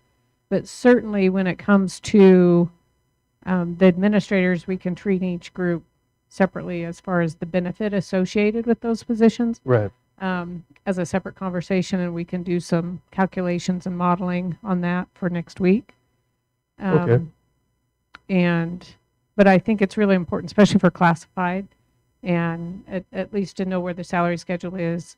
Then we can reach out to each employee so they understand how they're affected. And basically, the board offering the same as they did for certified to classified, and admin doesn't necessarily apply to the benefit package. Correct? I think we'd be okay. Did that answer your question, Nick? Yeah, it sounds like we have an opportunity to look at these at our budget workshop. And so when you say the same, it means new salary schedule plus one step, essentially. No, I meant new salary schedule right size based on Okay. actual comparable experience. Okay. May or may not include 1 or 2 or 3 steps. It Okay. may be more. Right. That's correct. I appreciate it. Thank you. Other questions or comments? So we're going to wait to vote on these until next. No, we're going to gonna vote vote on on the schedules, Okay. but that doesn't mean that these schedules necessarily, well, the master agreement includes the benefit, but we still have time if we wanted to make adjustments in the administrative contracts. I'm not saying whether we should or Yeah, no, should, understood. but we will have that opportunity, Okay. which will be part, Cheryl, I assume, of the budget workshop and then the actual public hearing that we need for the adoption of the budget. Right. Okay. Any other questions then? All right, let's make this one motion if we could, that we ratify, well, we've already ratified, that we are approving the salary schedules as presented to us for the classified and the administrative position. So moved. Seconded. Any discussion? Hearing none, I'll call the question. All those in favor signify by saying aye. Aye. Those opposed, ayes have it, motion carries. Contract is ratified and the salary schedules are approved. The next item is the Bellevue Elementary Greenhouse Team, year-round greenhouse facility approval. Mark? Chairman Rourke, if I may, Yeah, I'll you're, start. you're going to right. take his position from him? Well, He's come down here, I let was us know if you gonna, I was work. gonna make it easy on him. But, let me, if I may, let me just, Sure. let me kind of frame the action item and then Principal Savageau is ready to answer any questions that the board may have. So at the April board meeting, we heard an incredible presentation by Principal Savageau and his greenhouse team. And they were so gracious to patiently wait for their opportunity. I think they concluded their presentation pretty close to 10 o'clock. And so it just impressed with their stamina. But it was a phenomenal presentation. And what we're looking for tonight after an information item at the last agenda meeting in April, essentially 2 actions for the board to consider. One would be to allow Bellevue Elementary to pursue grants and funding opportunities for this project, and 2, to approve Bellevue Elementary and the greenhouse team to work with our buildings and grounds director to proceed with construction once those funds are procured according to the design that they've presented. And that is the extent of my expertise. The rest will be up to Principal Savageau. Extends well beyond mine. Go ahead. I think he. Am I on? Okay. Really, the next steps for us is the fundraising to go through with the plan that we had presented last month. The crux of the whole move has always been once we have that, we have the design. Then I'm not a general contractor, so how does that process go through? And then being able to work with Howie and his team to make sure that happens and it's done appropriately. As we stated the last time, when we do a project like this, we understand that it's a resource and asset of the district and the community. So we want to make sure it's done right and it's done right the first time, and so that it doesn't require any further funding or a liability to the rest of the district going forward. So we want to make sure it's done the right way the first time. So the bifurcation here, we are approving the project itself, and then separately we're approving the go-ahead for fundraising? That's correct. Can we do them both at the same time? Yes. Good. All right. Questions of Principal Savageau or anyone else? I don't have any Yes, questions. go ahead, Trustee Turner. So just in following up the presentation from last month was excellent. That it's my understanding that this will be autonomously funded through the school. It won't be any call on district resources to maintain, to staff. This will all take place within the fund at the elementary school, and almost be like an off-balance sheet entity, so to speak. That's correct. Okay. That's correct. Appreciate it, thank you. Mhm. And my offer still stands. Awesome. Thank you. We're going to take you up on it. What was your on? I'd like to help. Oh, all right. Okay, the motion that I would entertain then is a motion to approve the greenhouse concept, the plan that was presented to us at our last meeting, and to authorize those who are running the project, the BES greenhouse team, to commence fundraising operations. Any questions about that? All right, I'll entertain that motion. So moved. Seconded. Moved and seconded. Any discussion? Hearing none, I'll call the question. All those in favor signify by saying aye. Aye. Those opposed, ayes have it. Motion carries. The approvals are granted. Thank you for your support. I appreciate that. Let's see, does Howie have this next item? This is the Wood River Middle School renovation contract.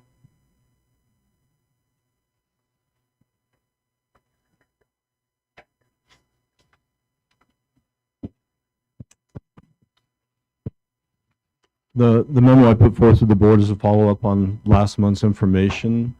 This is just a continuation of the process moving forward to provide engineering and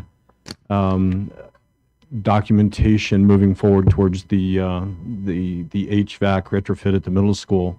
So within the original RFQ, there was language that said that the engineer of record would provide design documents, bid packages, budget estimates, detailed planning, design, phasing, permitting through state and local jurisdictions, presentations to the board, guidance to the district with regard to total cost of ownership, whether it's electric, gas, ground coupled systems. And so what I've requested from the board is permission for Mr. Foudy, Superintendent Foudy, to enter into negotiations with this firm for the design fees going forward. All right. Any questions, Mr. Royal? Okay. Yes, go ahead, Trustee Turner. And so the funding for the whole HVAC program looks like it's in the funding schedule that we'll be looking at later in the agenda. That's the same. Have we devoted funds already, I mean, towards the HVAC project? There was a contract for the original scoping that they completed, so that scoping portion has been completed, and the next step in that is to move forward with the actual starting the design phase and providing the funding for that. So we've already committed a certain level of funding to this at this point. Yes. Okay. Other questions? All right, so the motion then would be that we authorize Superintendent Foudy to enter into negotiations with the idea of concluding a contract with Musgrove Engineering. So moved. Seconded. Moved and seconded. Any further discussion? Hearing none, I'll call the question. All those in favor signify by saying aye. Aye. Those opposed, ayes have it. Motion carries. Thank you, Mr. Royal.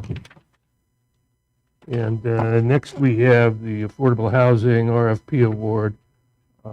Trustee Turner, are you taking that up, or is the Superintendent Foudy? I think the superintendent wrote the memo. Let's have Trustee Turner, and then I can support. Yeah. Okay. Thank you for that. As you recall, in the March, I guess, 15th special meeting, we approved an RFP for looking for a partner that would develop 3 district-owned lots.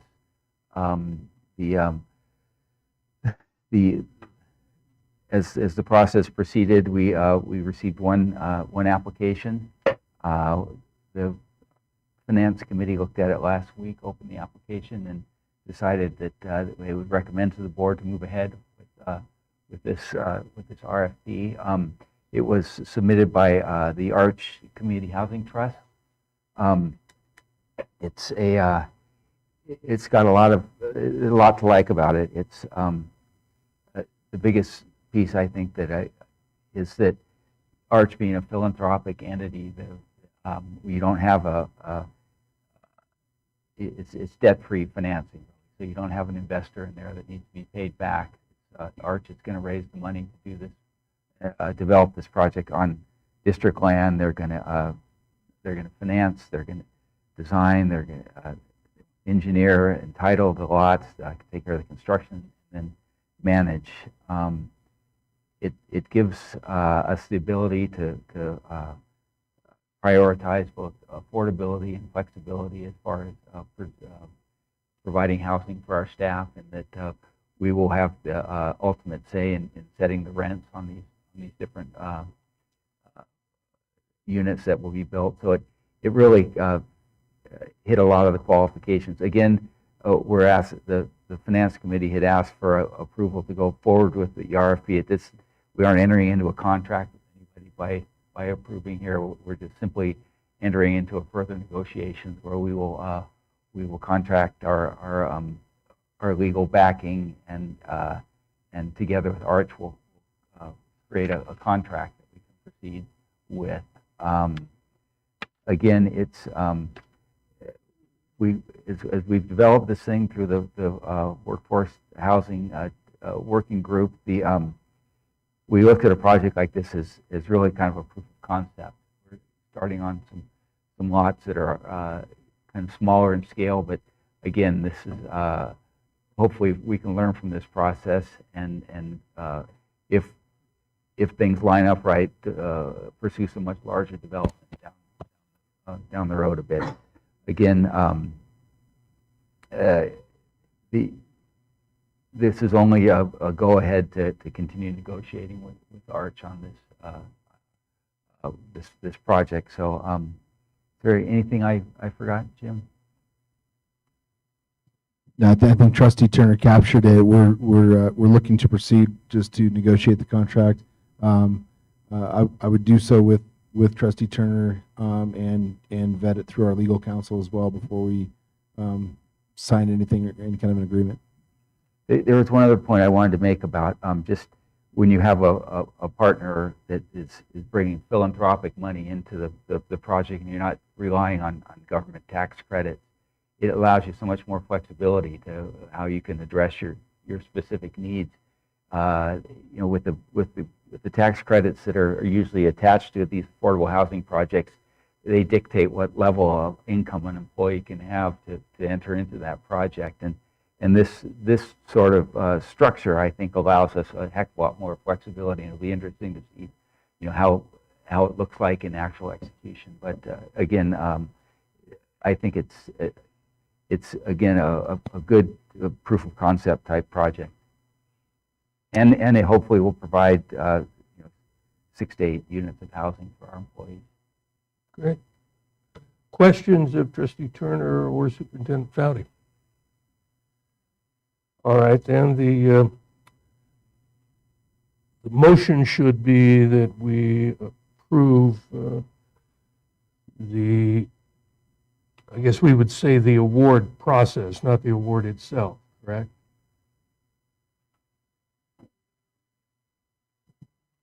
I mean, we don't have a so. contract. The recommendation would be to award the award Arch the opportunity, and then authorize the superintendent and Trustee Turner to enter negotiations with the same.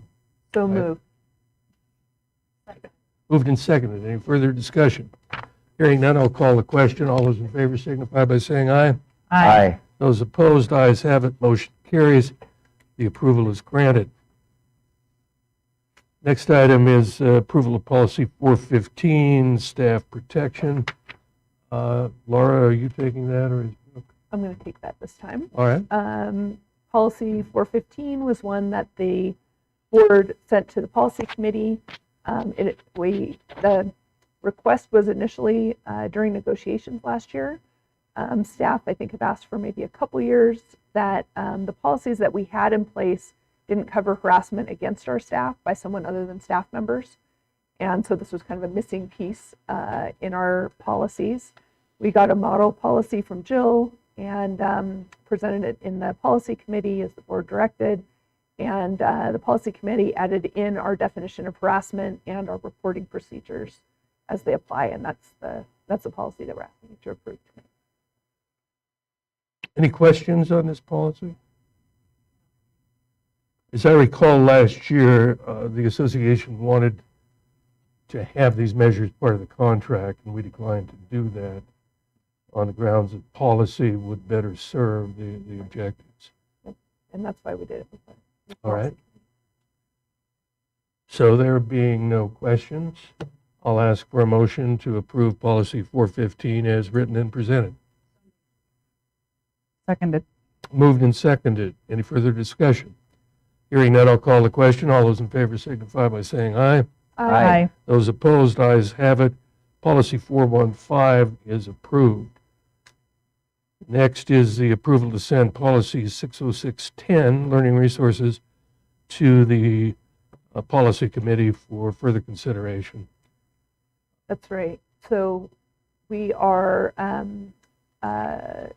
Assistant Superintendent Johnson pointed out that policy 60610 is from 1990. It's about selection of curriculum materials. Actually, it was called Learning Resources Selection Textbooks. Of course, we use more than textbooks now in school. So we went to Jill, got a model policy 606, and we'd like to send to the policy committee the proposal that we rescind 60610 and replace it with model policy 606. And then at that point, it comes back to us to approve. Yeah, exactly. Once it's been reviewed by everybody and we've gotten it incorporated, we bring it back to the board. Questions? All right, I'll entertain a motion then that we approve policy 60610 as drafted. Mm. As sending it to the policy. Well, Sandy, yes, correct. Thank you. I move that we send policy 606 to the policy committee and suggest that 60610 be rescinded. Moved and seconded. Let me just ask a question. When will that be taken up? Are you meeting monthly or what is this? We meet every month on the Monday after our board meeting. So next Monday we'll meet. And this will be taken up at that time. Yes. All right. Moved and seconded. Any further discussion? Hearing none, I'll call the question. All those in favor of sending policy 60610 to the policy committee for further consideration signify by saying aye. Aye. Those opposed, ayes have it. Motion carries. Policy 606, I guess, proposed policy 60610 is then referred to the policy committee for further action. Move then to item G, approval to send policy 476, the grievance policy for non-certified employees, to the policy committee. So this is essentially the same kind of motion, same kind of matter that we had Yeah, this just is the previously. same kind of motion. There were some changes made during the negotiations with the BCA and the master agreement, and we want to align the grievance policy for non-certificated employees with the ones for certificated. Excellent.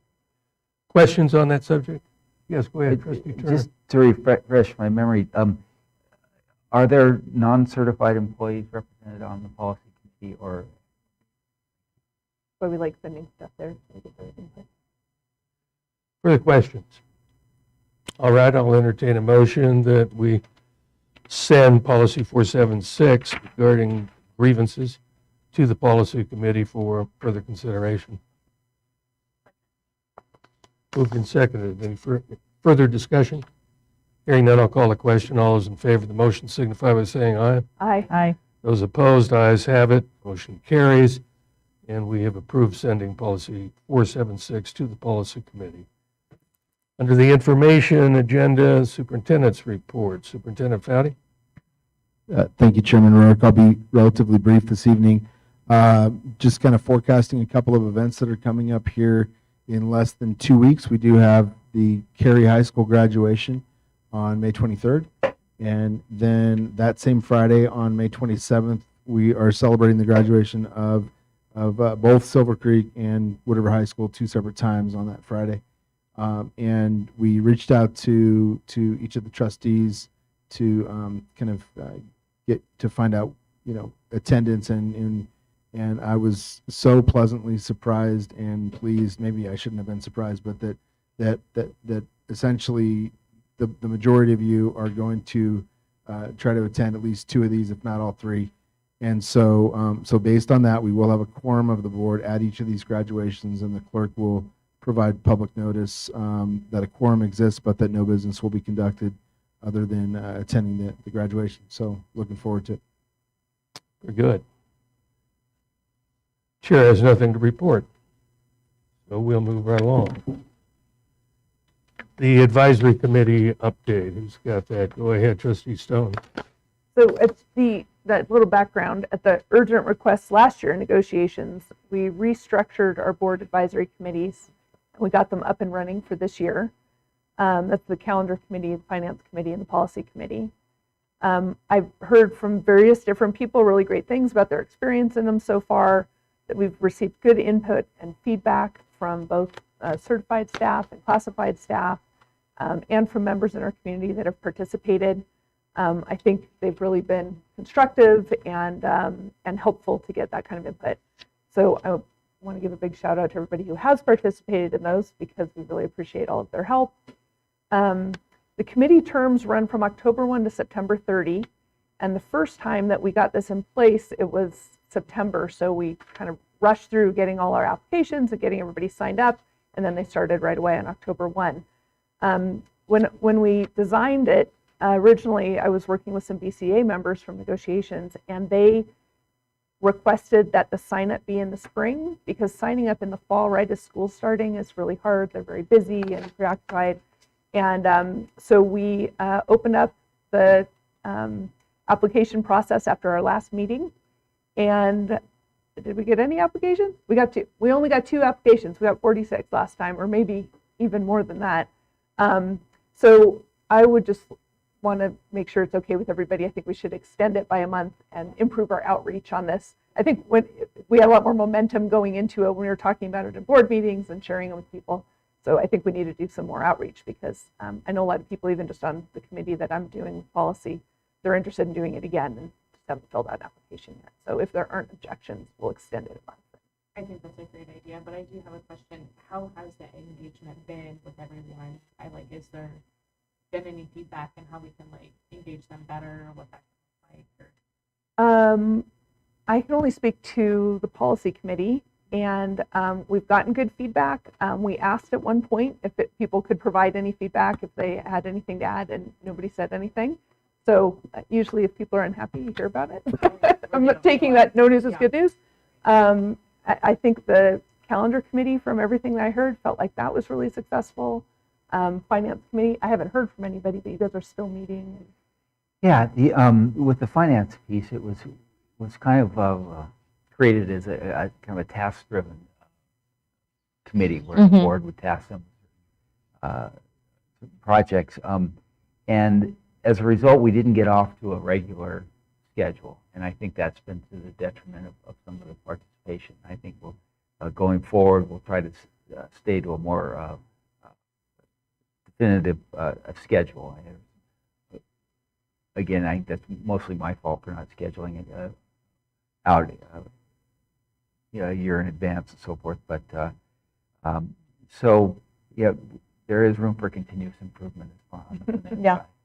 side. I hadn't planned to do that. I think maybe it was Vicky's idea to do that, but we ended up scheduling all the meetings for the rest of the year, and it's been great. Yeah. Because we sent out invitations to all of them. They're all ready. Everybody knows it's the Monday after the board meeting. It's been great, so recommend that. Okay, Great. so we'll extend that and try and do a little better outreach. I'll work with Jerry at Donovan Group and with Vicky, and we'll try. Although the input has been of incredible quality, there hasn't been the quantity that a lot of people had anticipated. Great.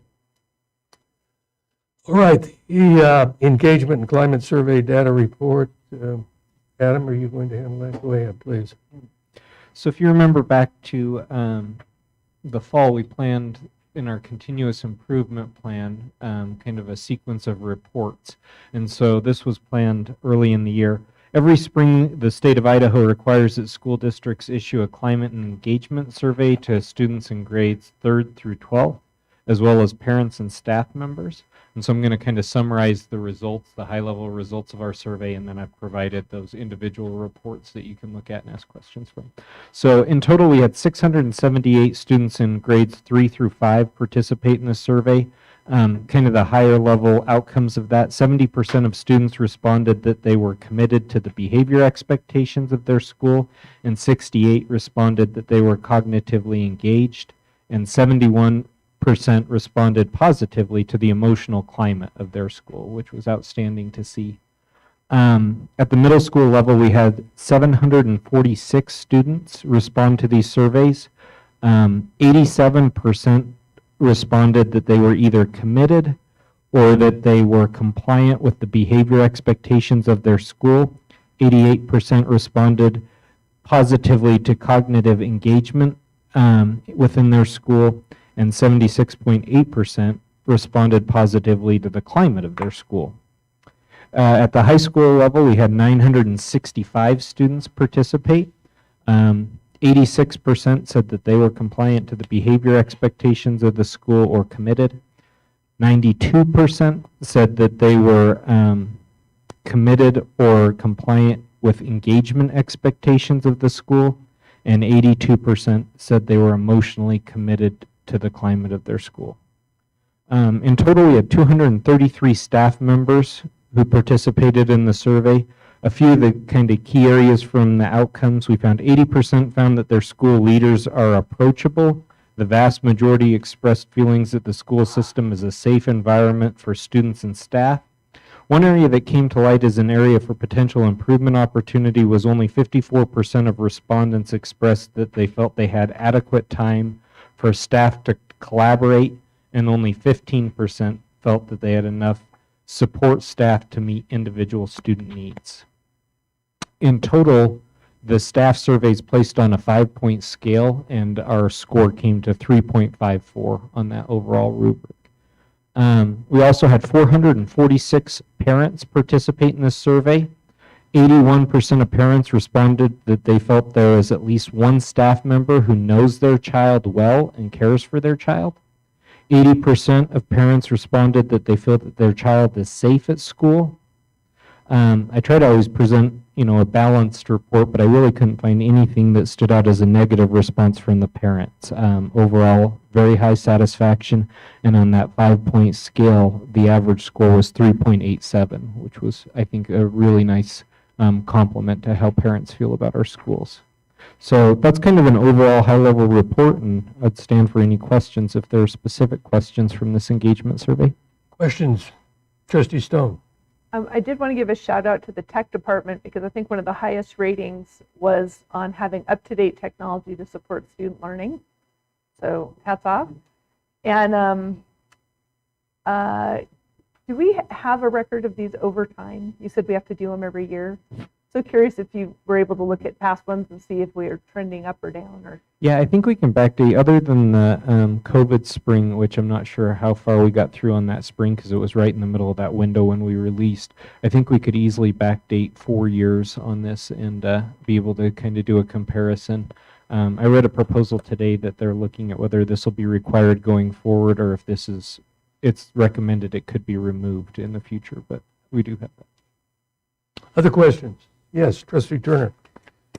A couple of things. So when I was kind of doing some research trying to understand what this whole thing was about, so this came out of it's a federal mandate. It came out of the state has to do it to comply with the Every Student Succeeds Act, which I forget which, not the kids that not to be left behind or whatever, which act, but so this is tied to the federal a federal mandate.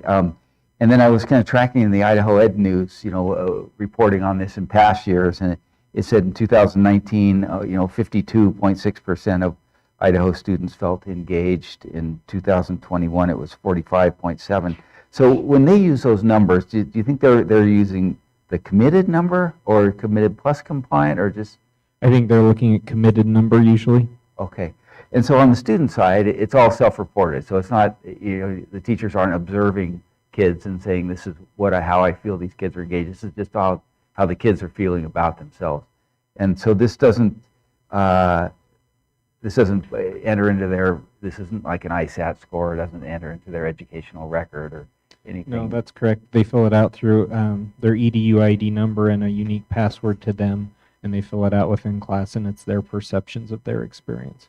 And so then again, all the answers we get are aggregated. We have no idea which students are responding in what way or what schools are responding one way. So we can break it down to the school level, but scores are anonymous. And so each building administrator has the ability now to look at the report specific for parents who filled it out and have a child in that school, students who responded from that school, and staff members. This is a comprehensive district level report, but they do have that ability. so then the follow-up to that would be, how do we use this? I mean, what utility does this kind of survey have in relation to our students? I think that the goal of bringing this kind of data, you're obviously looking for the high points, low points, and immediately jump off. And so, for example, one thing that I looked at always is what's the perceptions of safety? And I think that's something that's actionable from this data. And so where we have, 81% or 80% of parents responding that they feel that our schools are safe for their student, I think that is pretty positive.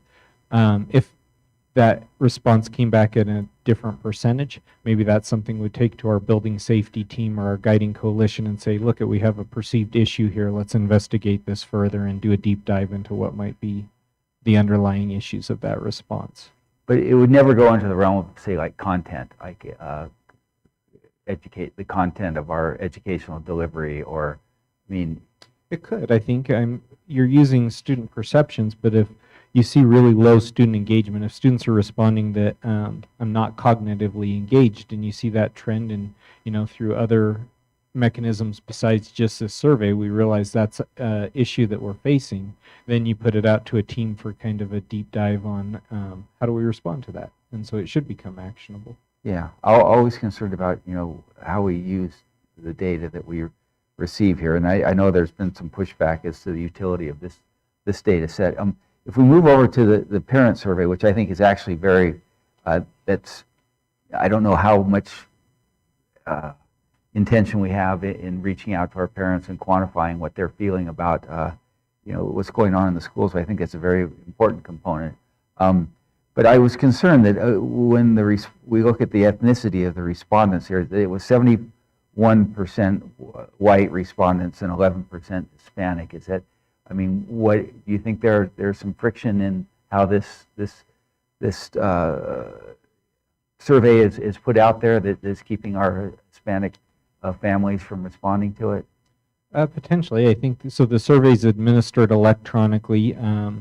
They send out kind of a standards directions of how you access the survey, and I think that kind of the electronic process plus the standard directions don't necessarily reach all of our stakeholders equally.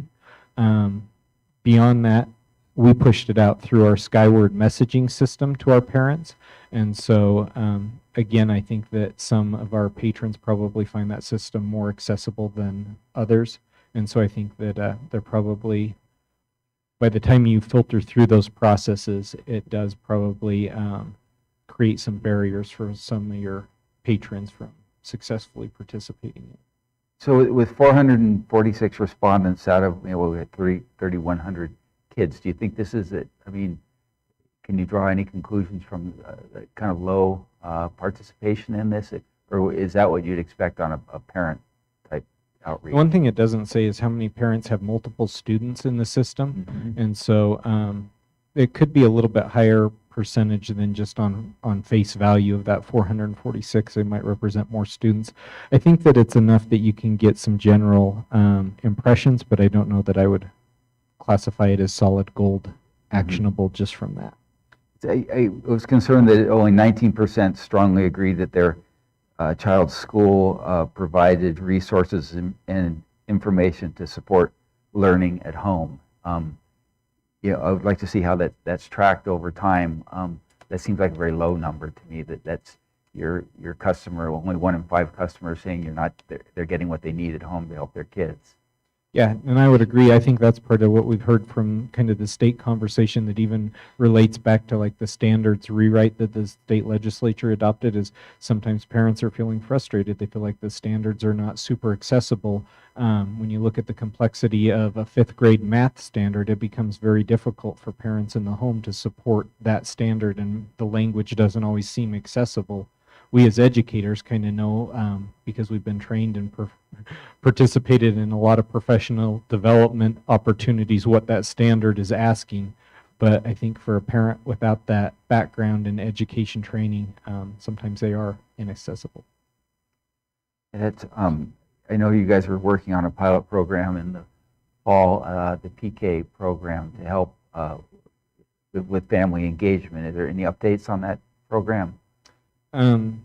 Update would be, I believe that the program is close to securing funding. It's looking very positive. And so the YMCA has reached out to us to kind of further the discussions about who might be potential fits to train on our staff and kind of pilot that program moving forward. I think it's looking optimistic, and I think it's a great idea behind that program to make the system more accessible to a more diverse group of parents. We're doing some other things as well behind the scenes in the district trying to address this. I won't go into too much detail, but I think we're constantly looking for ways to communicate with parents better, ways to make classroom data and information more accessible to parents. And I think we have some really good ideas on the horizon. That's, I appreciate it. I was just, it's a lot of data, and I'm just, always curious as to how we use it once we have something like this. But thank you for answering the question. Yeah. Other questions? All right, thank you, Assistant Superintendent Johnson. We'll then move on to Blaine County School District projected facility improvements for 2023 through 2027. Jim, are you going to do that, or is Howie, or? Chairman Rourke, members of the board, I'd like to, if I could, there are kind of different aspects to this. One, from a building standpoint, if we could have Director Royal kind of on deck, and then the Finance Committee also did significant work with this project, and so the three of us, I want us to kind of work together on this, but just to synthesize this has been a long process. We engaged in this work. Initial conversations were last August, and even July and August, and then began actual work with Design West last fall on a building conditions evaluation. As you know, we've brought this to the board several times this year, and really it was a process of identifying all of the work within the school district's facilities. This is upwards of 900,000 square feet, and identifying those projects that are presenting an emergent acute issue or need right now that we need to be addressed today for safety issues or end of life issues.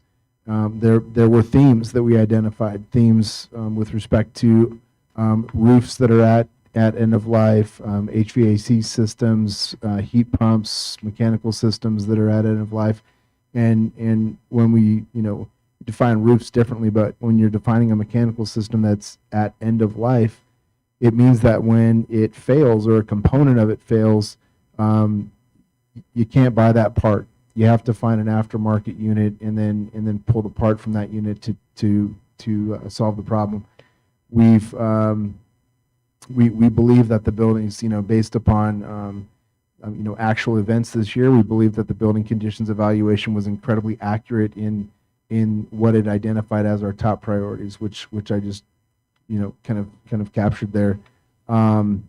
So this process went to a facilities committee that looked at all of the projects and prioritized those projects, and then those priorities were then brought to the finance committee, which reviewed the priority list again and refined it further.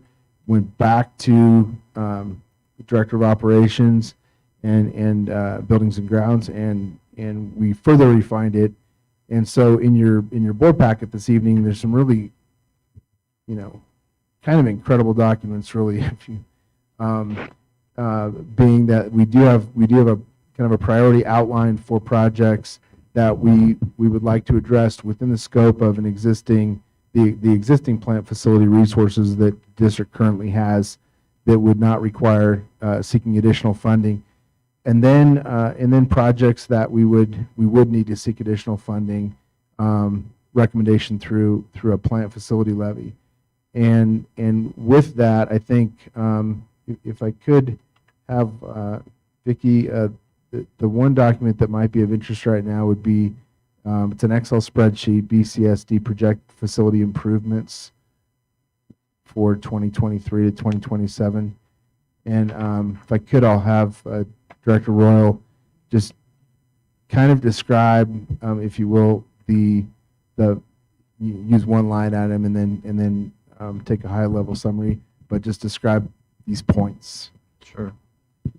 So the document. First of all, I want to thank Superintendent Foudy and Cheryl Sanderson for bringing this process to the district. It's I was talking to the superintendent the other day that I really feel that this is something that probably should have been done, and we should continue to do this over time to to bring in the credentialed people that we brought, because it just adds so much credibility to the process. So I thank you guys for doing that.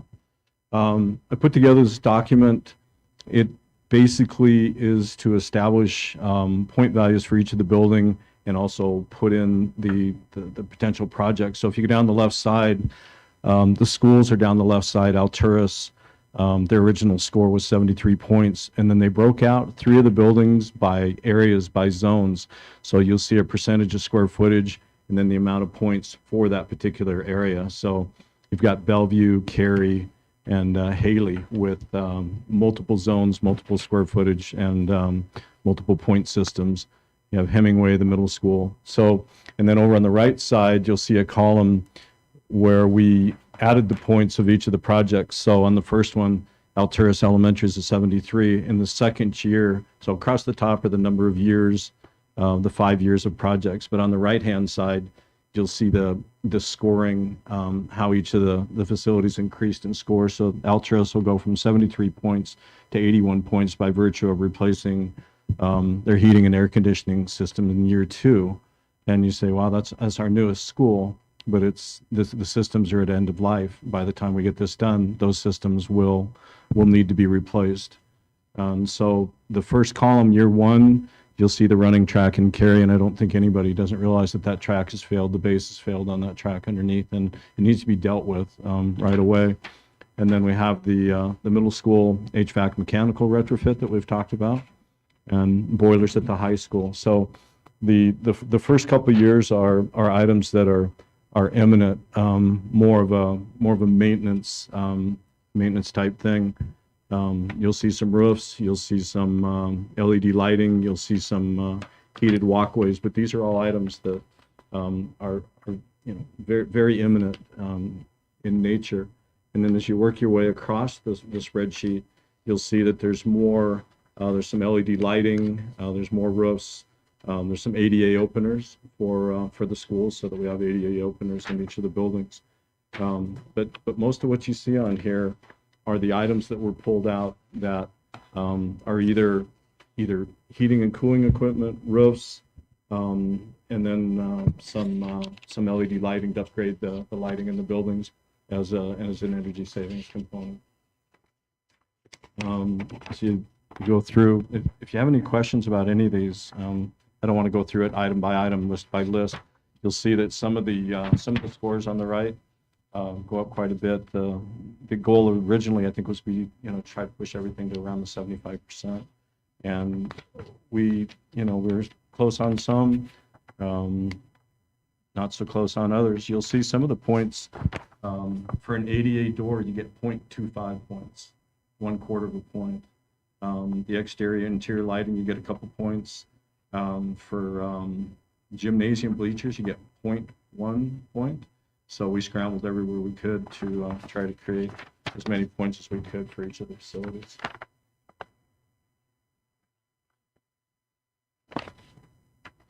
Just on the, And again, thank everybody that was involved in this.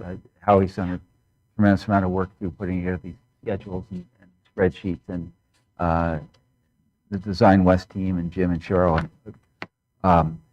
Just on the scoring, if you'll remember when we looked at that Design West report, our goal was to move the schools up into that sweet spot of maintenance, that numerical rating between 70 and 75. And what this represents is really a schedule of projects that we believe will move us up into that zone. If you look at just the math on this, right now we're at about a 66. If you take all our total numbers for each school and divide by the 13 buildings, you get 65.27. With what we're intending to invest here, we can move that up to a 71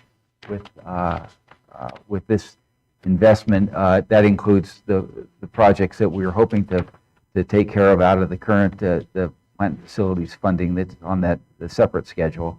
But again, that 71 number I think is actually very low, because when you just add each school building and then average the numbers, the fallacy is you're weighting Paul's building at the technology building with the Wood River High School, which is a much more significant square footage, and the district office then carries the same weight as middle school. So again, I think if you actually prorated this by square footage, we would have a much higher score than the 71 we're seeing on here. And also there's some intention in how the different committees have looked at these projects. We're trying to. I think the message that we got is that we should, with this prioritization, we need to really to focus on safety and security, building maintenance, energy efficiency. What's conspicuous in its absence are the large capital projects that were highlighted in some of the studies, and we know we need to undertake, such as the middle school at Hemingway, a number of different ones. Well, obviously the whole Haley Elementary School discussion. These would be large capital projects that we would anticipate would be funded in a separate funding vehicle, perhaps a longer term bond. And so as a result, there's a conscious decision not to try to bring Haley Elementary School up to an 80% or an 80 scoring, because we know it's probably in the intermediate term we'll probably, that'll be part of a larger discussion of redevelopment. So anyways, the goal is to get get the schools up to that 70-75 level. I think the schedule applies the appropriate investment to get us there. The finance committee looked at this and said, proposed that a 5-year funding vehicle would be most appropriate for a lot of reasons. In a very dynamic costing period that we're in, it's hard to make projections out into a 10-year time frame. And we believe everything that's on this the 5-year schedule are things that the school, that the district can easily tick off and again bring our buildings up to the area that up to the desired level that we're looking for. I think it's important too to understand this will be a dynamic document. This isn't, in any way, just gonna ask shape, that or form question. set in stone, and there'll be items that probably it will drop off for whatever reason. There'll be items that are probably come more to the forefront over time. And I think this should be revisited on an annualized basis. Okay. Questions? Go ahead, Trustee Stone. I tried helping with the last finance committee and the last effort that we made to go through all of this, and so I have a real appreciation for the methodology that they use, and I think the clarity of this being a safety and maintenance effort right now, and the 5-year span instead of trying to do 10. All of these things are things that came up over the last couple years I've been on the board, and so it just, for me, it ticks all the boxes of really solid way to move forward, to do what's essential right now, to not be trying to do something that really should be covered with a bond, and super appreciative of all the effort that you've put into that and working with them, and So I think it looks really good. And the layout of the spreadsheet was great. Looking at each year, how do you do it so it comes out to the right amount of money? And That was Superintendent Foudy's directive. whoever pulled it off, I appreciate it. Other questions? All right, this is an information item. And we have, I think the next item is the draft of the plant facilities election resolutions. When would, assuming that the levy passed, how soon would you embark on this first tier of projects? Right away. The HVAC mechanical is the same HVAC mechanical that we discussed earlier. The domestic hot waters at the height, the boilers, all of those things would, we would reach out probably and ask permission to engage engineers, architects to go forward right away. Do I recall that there was some talk of replacing the boiler with funding from the emergency fund? And I'm talking about the middle school boiler. With regard to the funds available, Yes. there was some discussion about that. I don't know honestly where that ended up with regard. I think it was, we were just going to use these funds, am I correct, Cheryl? That the funding from the COVID funds were going to be used not necessarily for these items. That's correct. We're not planning to use extra money. Okay. Gotcha. And when do we, if this were approved in August, then the notices, the property tax notices go out in December, and we collect no later than June, correct? That's correct. We levy it in September. We receive it on the tax notice for your December payment. And we would receive around the first, second week of February. Okay. Very good. Any other questions? Let's go ahead, Trustee Turner. And just to clarify, final amount of facilities funds for four. That's correct. We've identified projects to do for this summer. Also started with the Very good. And the existing balance in the plant facilities is 4 point. Well, that's a good thing. How much of that will be spent up this summer? I believe we're at approximately 1.2 million. And part of it is that I think. The schedule that was provided here for utilizing the existing plant facility resources, it comes to a total of 4 million. Are we anticipating that would be spent over this summer and beyond, or what would be the time frame that we're expecting to tackle the projects on this supplemental schedule? So these are items that were on an original spreadsheet that were deemed to be items of significance, but didn't fit into this spreadsheet. So I pulled them out of the original spreadsheet and put them on this list. So certainly some of these would be sooner than later, but we would go through this list and work those in as we could, but they're not on the summer list and they're not on the levy sheet, but they're items that we're seen as things that we also should address. So the projects this summer plus this 4 million would pretty much account for most of what's left in the plant facility. That list, I think, is going to be funding dependent, and as you know,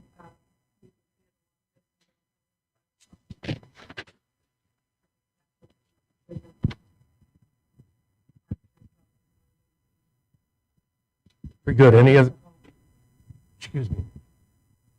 Any further questions? All right, again, this is an information item, so taken up for approval later. And the final item then is the draft plant facilities election resolution. You all have that in your packet. Superintendent Foudy, this was drafted by Nick Miller, was it not, of Holly Troxel? That's correct, Chairman Rourke. He is the guy to go to for bonds and levies. He is, and Chairman Rourke, members of the board, if I may, in speaking with Nick about this, we're not seeking a bond election in this context, but I'm mentioning that because if you were, you would have language that looks just like this. Right. With respect to a plant facility levy, we were advised that you have an option.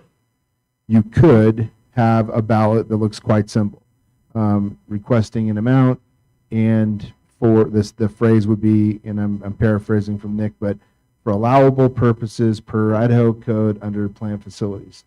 A general statement in which we could make that request, and then we would have unlimited discretion in terms of the projects that we undertake following the passage of this particular levy. We felt that we wanted to be more restrictive. We wanted to bring the board a draft resolution that delineated the types of projects, exactly where will this money go, exactly what can the taxpayers expect as a return on investment. And so we took a more restrictive approach per statute and outlined this plant facility levy consistent with that, with what you would see in a bond election. And we feel really good about that. This is very, very transparent. This is what we hope to do. You can see it in the board packet this evening, and with this, something like this would come back to the board in June, pending any kind of public comment, and the trustees' own reflection upon this document. If you have different suggestions, happy to work with Nick and make the edits accordingly. We're fortunate in that because of the market value of Blaine County School District, the relative impact on taxpayers is relative to other places in the world, definitely relative to other places in Idaho, the relative impact is lower than you might anticipate it at $34.90 per 100,000 of assessed market value. And I would stand for any questions. Any questions? Yes, go ahead, Trustee Turner. Just to that last point, Superintendent, I believe that number comes from the Sandler, and I think that was based on the assessed property value of Blaine County last year, and now knowing the conditions that of real estate in this county, I think at the end of May, the assessor's office comes out with an updated number, and I would expect that $34.90 per 100,000 will actually go down, in that if we take 5 million as the numerator and the assessed property value of the county as the denominator, I think we'll probably see a number south of that 34.9 as the assessed property value in the county has risen. Yeah, thank you, Trustee Turner. We're expecting the same thing. So yeah. Any other questions? Again, this is an information item, and you anticipate that by June we'll have an actual vote on the resolution? Yeah, Chairman Rourke, members of the board, we intend to bring you an actual resolution for adoption in June, and with your approval, then it would go to the county by the deadline in July, and it would be placed on the August 30th, 2022 ballot. Excellent. All right, if there are no further questions, that concludes the regular agenda. I'll now entertain a motion that we go into executive session pursuant to Idaho Code Section 74-206B to consider the evaluation, dismissal, or disciplining of, or to hear complaints or charges brought against a public officer, employee, staff member, or individual agent or public school student. So moved. Seconded. This calls for a roll call vote. Madam Clerk, if you'd call the roll, please. Trustee Larna, Aye. Trustee Stone, Aye. Trustee Turner, Aye. Trustee Romero, Aye. Aye. Vote is unanimous. Therefore, we will commence, what time is it right now? Will 5 minutes do for everyone for a break? All right.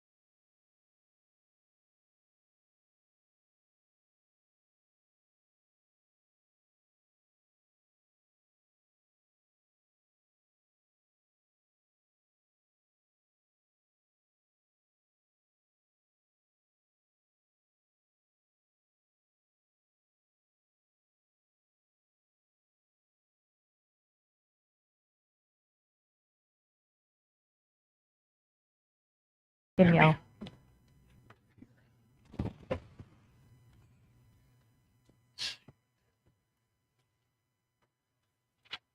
Madam Clerk, the record should reflect that the board returned from its executive session at 9:12 PM. We do have a little bit of business to conduct.